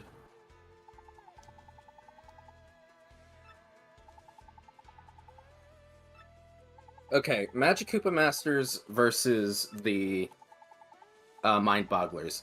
Problem is, Magic Koopa Masters have projectiles, so they can't just stall them out. And the Magic Koopa Masters will deal too much damage, and they can heal. Can the Mind Bogglers, if they go first, kill the healer the first turn? We gotta break in the new guy. Wait. Yes, So they is he gonna can. have? Is he having an exhibition match while also doing a ranked match? But then they would... Hmm? Yeah, they can kill the healer I mean- first turn, but it's not enough. Well, because you just challenged him as he it's left. assumed that he already beat the Goomba Bros.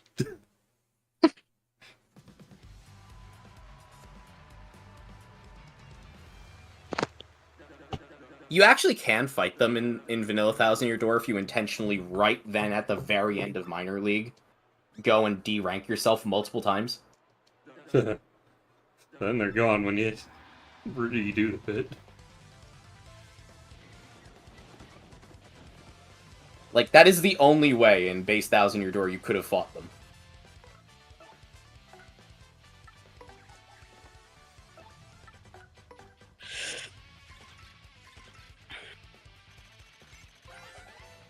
Okay, so the Fuzz versus Mind Bogglers.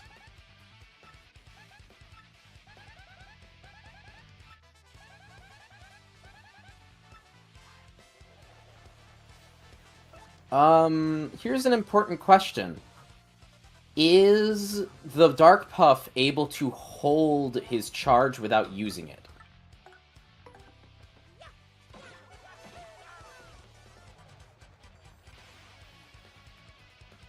Nice. Thanks, Melly.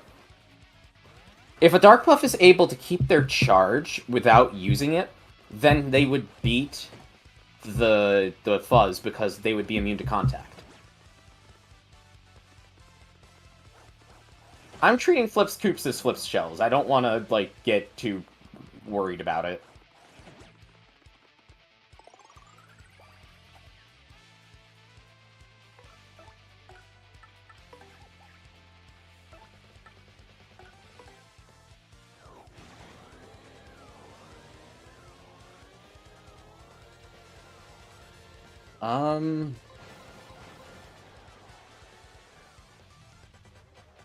Gotta level up on Sir Swoop.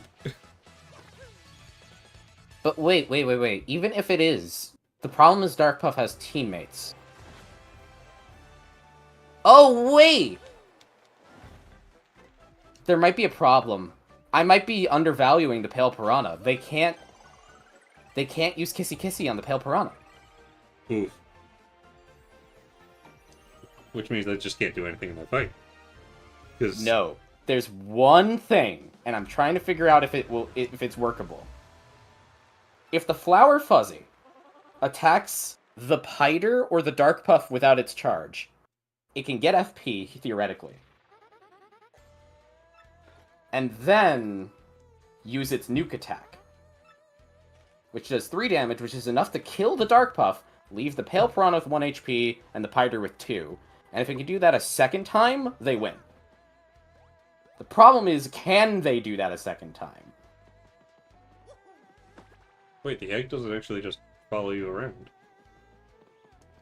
I think he follows you when you leave. Which I think is what it did before. No, he immediately follows you when you finish the match.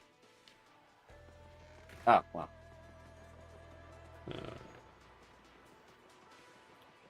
Yeah, no, I really like trying to think about the Mind Bogglers because they have such different type coverage that when you're not playing as the overpowered Mario team, they actually have some pretty good coverage for each other's weaknesses.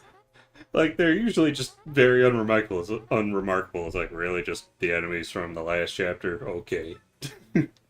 But if you think about how they'd fight against the other teams, like... No, that's actually pretty good.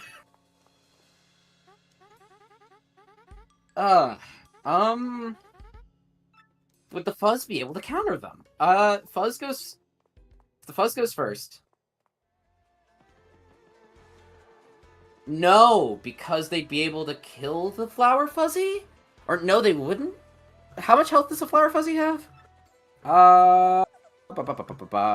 6. So they would be able to kill their first... Or no, not even on the first turn, because they need to charge first.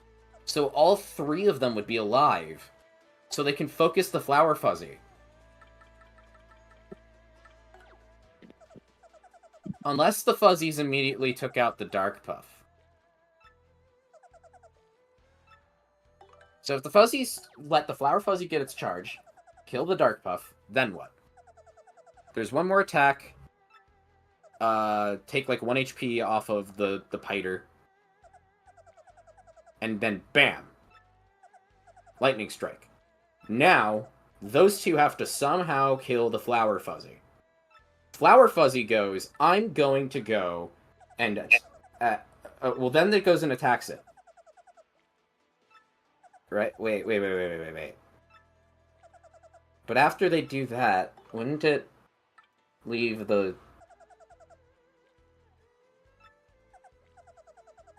my brain, hold on. So after the first attack, we have 4 HP Piter, 4 HP Pale Piranha, and the entire Fuzzy team. So that's there. Next turn. Well, then they get to respond. The Piter would do 3 damage to the Flower Fuzzy, and the Pale Piranha would do 2, leaving the Flower Fuzzy with 1 HP. Then the Flower Fuzzy would do its nuke attack, and the Green Fuzzy would make a clone,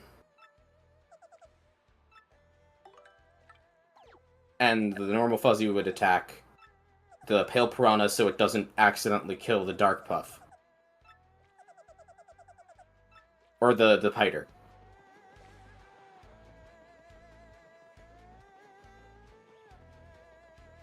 And then they would get the ability to attack again, kill the Flower Fuzzy, and now Piter is still alive with 1 HP.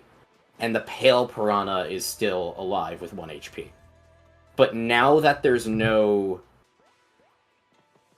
now that there's none left...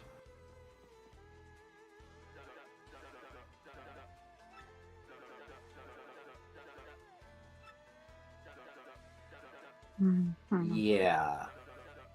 Okay.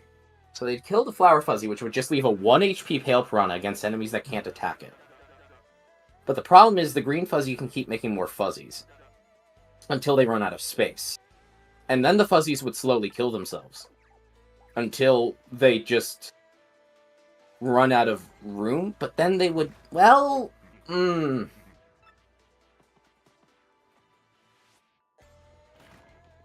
No, there's no situation where the Pale Piranha would be able to take care of a full 5 or 6 Green Fuzzy team. Even though he can't die to them, there's no situation where he can kill them all without them restocking their population, even with them throwing themselves at him, because as soon as one of them throws himself at him, that's a spot to create another one. Even if it's only at 1 HP, he can only attack one person at a time.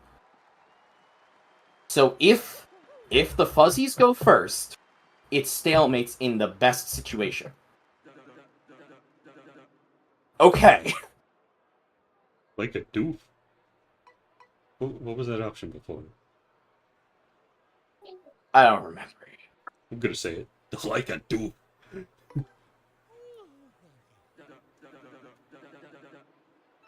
Wait, wasn't it just like burping? Right, yeah, that's what it was.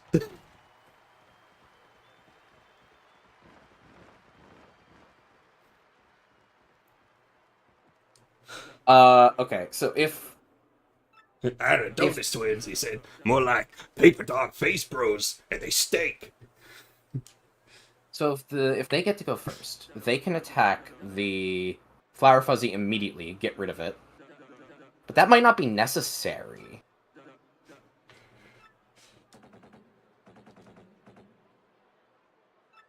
So what if instead they attack the Green Fuzzy immediately, so there's no one to restock?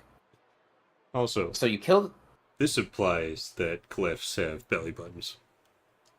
Yeah.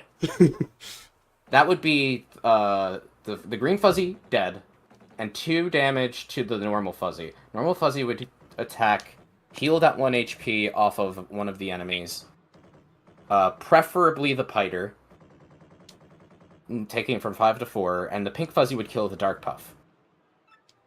Or it would try to take FP. But if it doesn't kill the Dark Puff, the Pink Fuzzy dies. So it has to kill the Dark Puff. So it kills the Dark Puff, and now we have a 2 HP normal Fuzzy and a full HP Pink Fuzzy, and just the Pale Piranha and the Piter. Piter does 3 hits to the Pink Fuzzy, and that brings it from its 7 to 4, and the Pale Piranha hits it, that brings it to 2.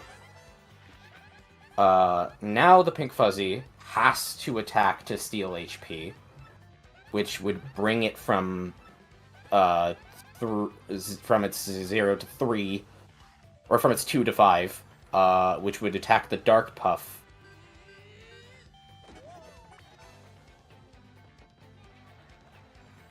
And then it doesn't matter, because they would still kill the Dark Puff, but then all that's left is the Pale Piranha, which they can't attack, and they would kill themselves on. So if they go first, they win. If the other team goes first, it's a stalemate. Okay.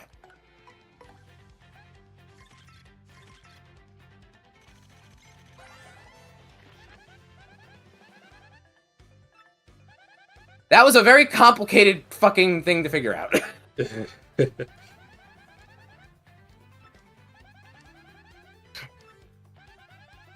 Truly a mind-boggling team.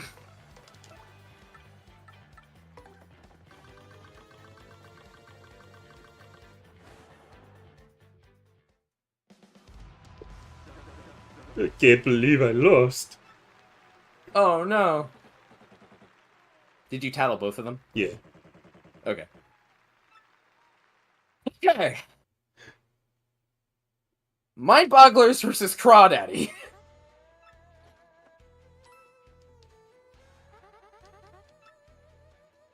Here's the Alright. problem. Moment of truth. If- What color Yoshi? If Dark Puff counts as flipping a Koopa, then he also would count as vulnerable to top spikes.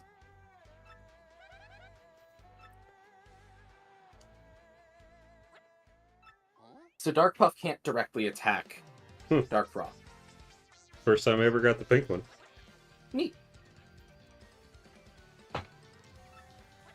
You got the same color I did. Dark Claw does how much damage? Is it 5?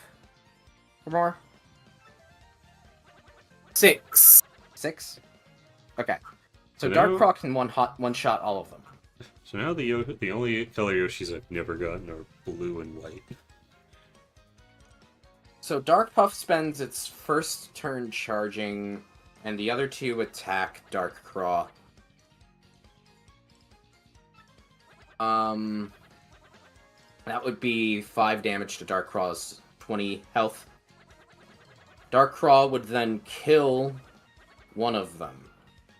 Probably the one who can do the most damage, which is the Piter. So that would leave the Pale Piranha doing another 2, and the Dark Puff leasing its charge to do 2. Man, this just makes me sad. Like That it's not the unique UI. It's just using the Switch UI. Like, come on. Yeah, Really? although I am wondering how... I agree, Red, but I am wondering what's going to happen with the Dupless. Yeah. Do they actually have the ability to remove a key from the system UI? I should have kept the grab. Come on. That's lame. It is bringing me back to the PS3 days. That shit was annoying. And I'm not gonna spoil it. I'll just let you figure it out yourself. What happened with the PS3? Well, you know, like, anytime you, like, have to type something to use the PS3 system, like, UI for the keyboard. Oh, Yep, that's how the Wii U worked as well, and it's how the 3DS worked, and it's how the Switch works. Alright. Well, I think that's actually how the Wii worked. Most of the time, at least. I don't know. But- It was just nice when games had their own UI for it. But... I agree. Alright. What are we naming him? Pinkie Pie. Pink Pie? I don't think I could fit that. PINKYPIE 8. Okay, fine. I don't know. That's kind of boring, though. Then let chat beat me.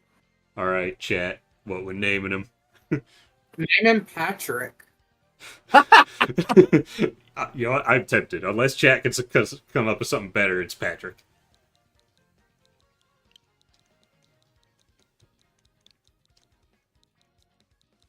Pat back. My name's not Break. All right. We got anything? Come on, I chat. think chat's stumped. Should we give Patrick an exclamation mark? Got one more character.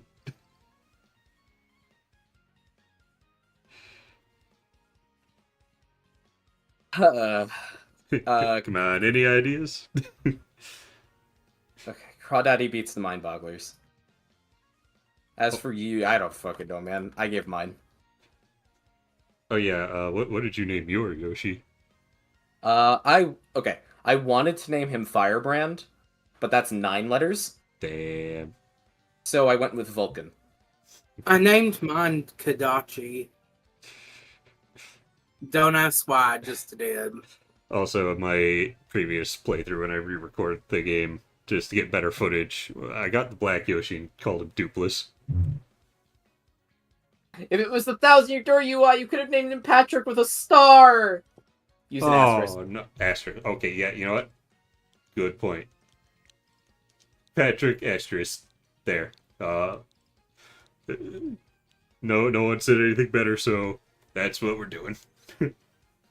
Who knows what that symbol turns into in the font? Maybe it is a star. Nah, it's an asterisk. But it actually looks... It's 5 points, though. Hmm. That's better than a lot of alternatives. Alright, you know what? That's high on the list of things that are worse. The UI. No unique keyboard. Meh. There'll be a mod that just adds that. He'll answer to Patrick Star.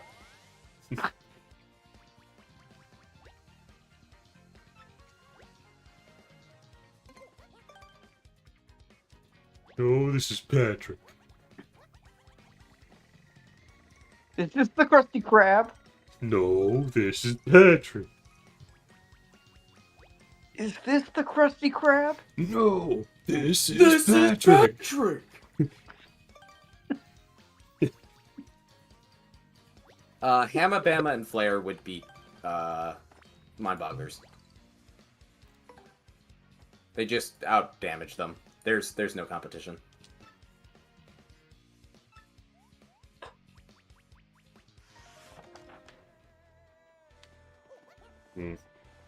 Yeah, see with the acceleration.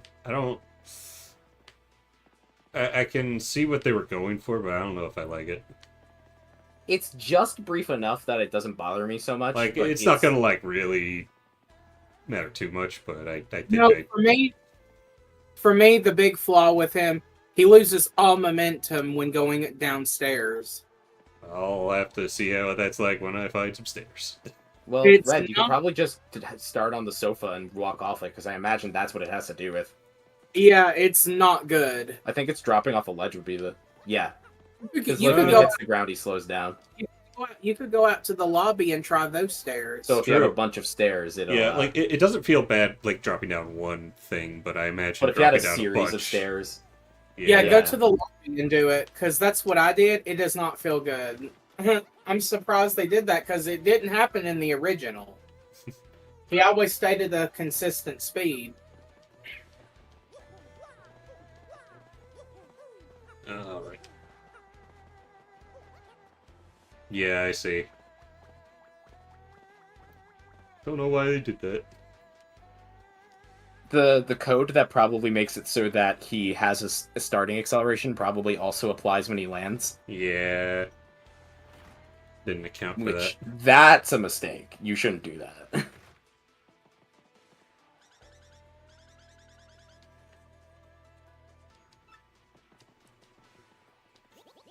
I'm okay with the starting acceleration, it shouldn't do that.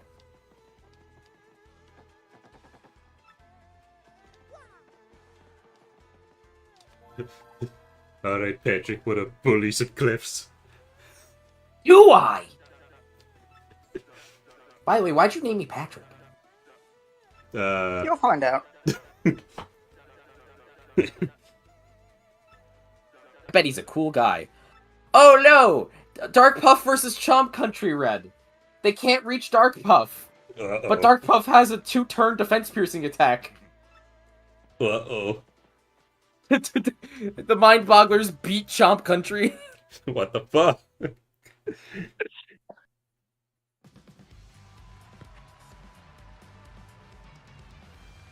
And it gets better, Red.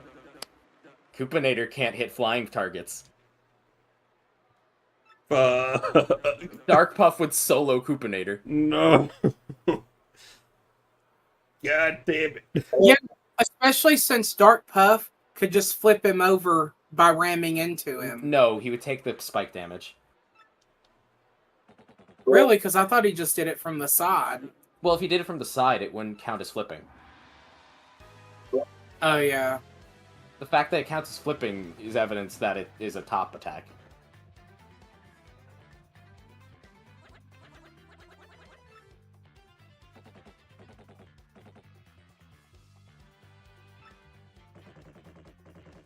Unfortunately, our wonderful underdogs of the Mind Bogglers would not be able to beat Rockhawk.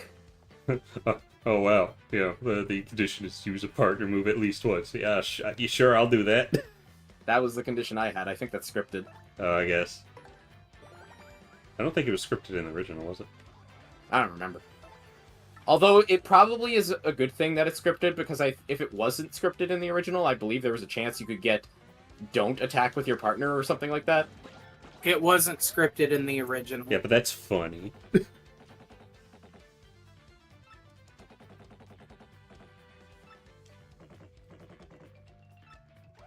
Who would win, the Mind Bogglers or the Wings of Night? How much damage do they do? Where's the swoops? Where are you? There you are. 3 damage? That's enough to one-shot the Puff.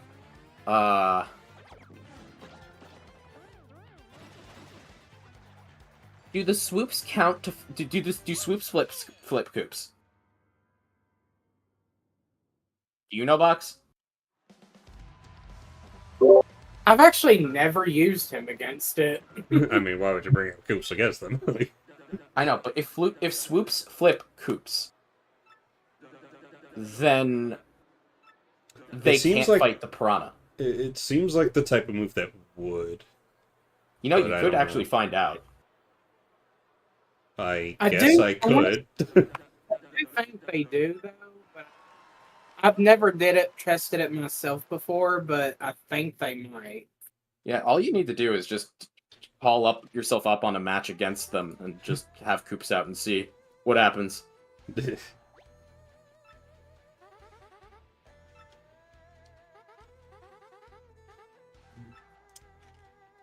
Or I could do it. I have the game technically open, kind of. Ooh, he's actually looking at the paper.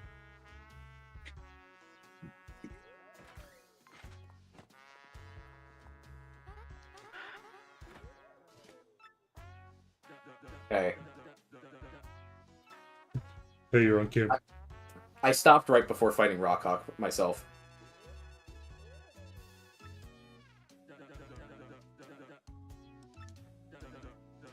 Can I just say this game looks great on a NOLAD? I'm in chapter 6. Nice. Feeling you were going places. Dang, I love it when I'm right. I love that face. It just reminds me of Peter Griffin for some reason.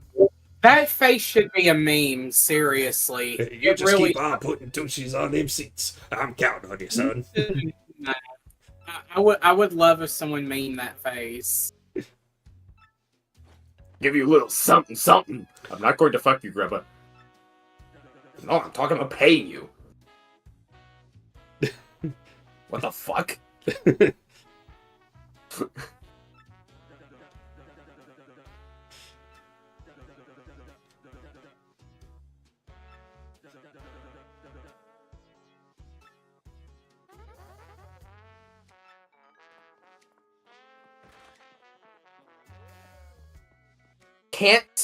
I can't reserve a match because it's right before the fucking fight. God damn it!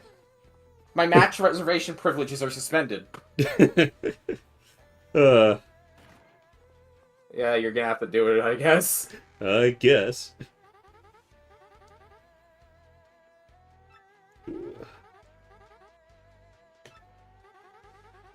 That's better be harder. That was piss easy.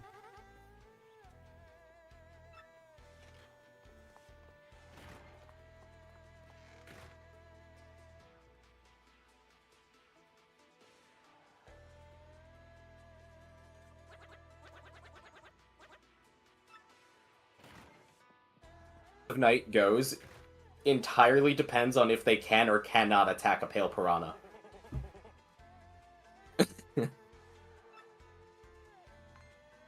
Oh, they added new animations for this. It's really funny. Yeah, I liked it too.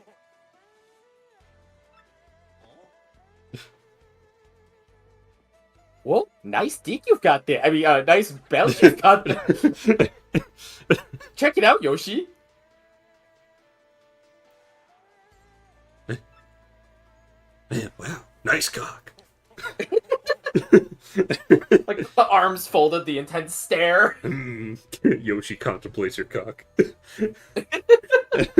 He starts giving the fucking rating your cock meme. I don't know what you're talking about, Mario. That cock is awful. It's so tight.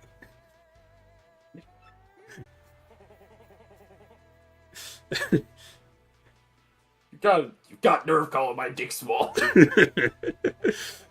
Who said anything about dick? I'm saying you're a cock, like a rooster. And you're a tiny rooster. Didn't mean to rip on your big bad cock. Stop making fun of my cock.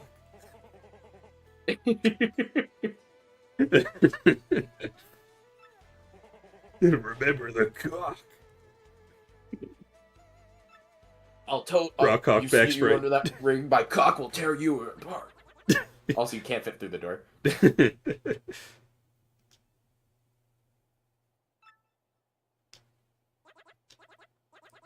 Rockhook, that's a child. You can't threaten sexual violence against him for many reasons.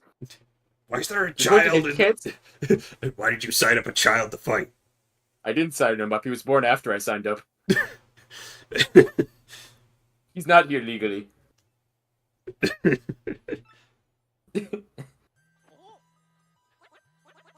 Oh, Gonzalez, is that vibrator thing I heard about? No. Yo, you and your friends were talking about it a lot while I was in that egg. What the fuck?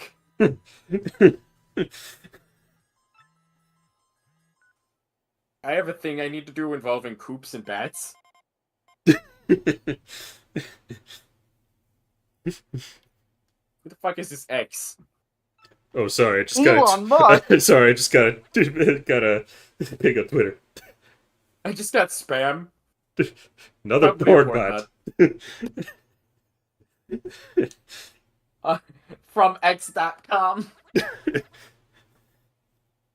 Who posted my nudes on X.com? Did you just say X.com? I mean Twitter. Uh-huh. You better. No, brother, I'm just gonna call it X unironically. Thought you were the disappointment. And yet you just called it X.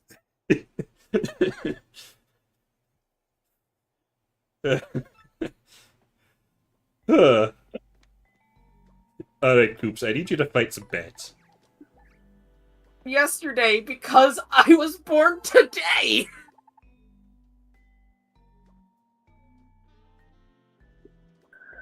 Exhibition match. Yeah. Oh my Wait, god. So this implies that they in fact did not beat the Goomba Bros. their time is just frozen, I guess. I don't know, man.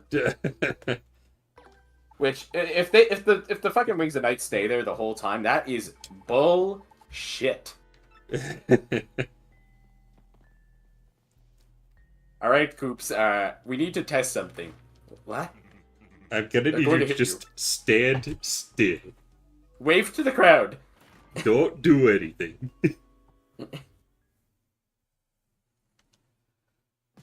I need to test something.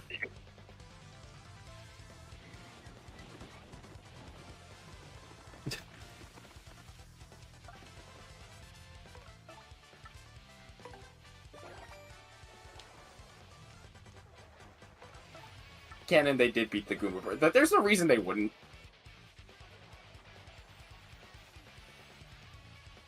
What if they beat the Goomba Bros, but the... Yes, they beat... Okay, so they flip. So they can't beat Red. They can't do it. They can't beat them.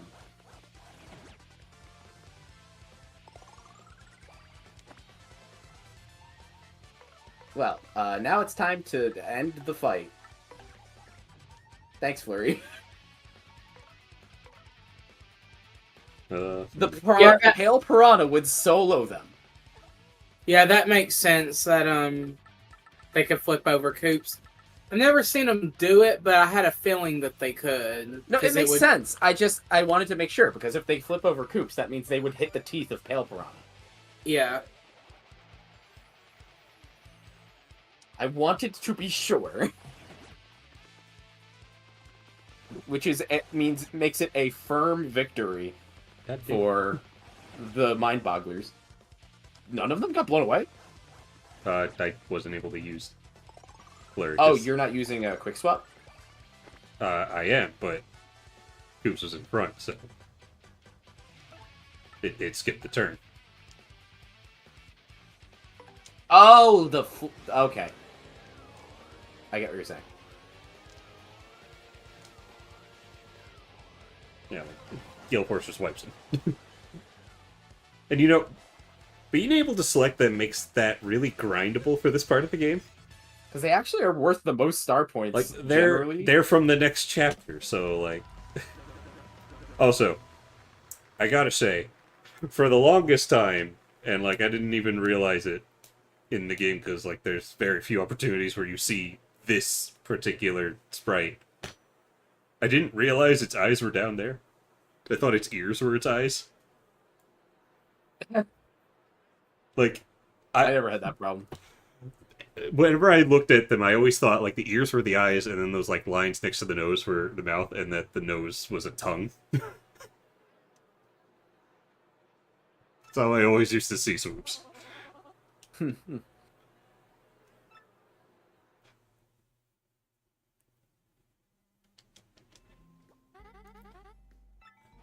Oh God, Red.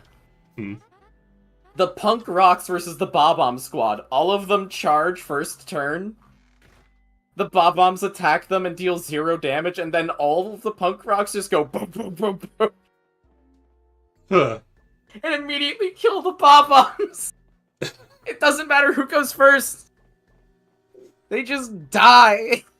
Huh. Punk Rocks beat the shit out of the Bob-Ombs. Alright, Punk Rocks versus the Armored Harriers is funny. Who are you? I'm you, but stronger. Let's see. Oh, okay, it looks like sleeping does heal everyone. Did it do that before? Yeah, it did. Okay. It would be annoying if it didn't, because you would just go back to sleep. Yeah. Okay, so did half of the Glitz Pit, and we're coming up on 4 hours-ish. I think that probably should be it for the stream. Okay. Finish up Glitzville tomorrow, probably. You're gonna be around tomorrow, right? Yeah. Alright, I guess we'll tell you the results of this thing Parade's been doing tomorrow, because you still have quite a few to go, right? Yeah, no, I have a lot to go. Yeah. So, if you're there tomorrow, Melly, then we can tell you the results.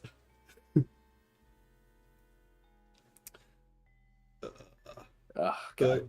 Yep. So that'll be it for this stream. Once again, I'm gonna keep streaming this game. Not exactly daily, but as many days as is convenient for us. Until I beat the game and then do post-game stuff. So Yeah. we're probably... Oh, I'm sorry, Dedica, we're literally just stopping the stream. Yeah, it's ending.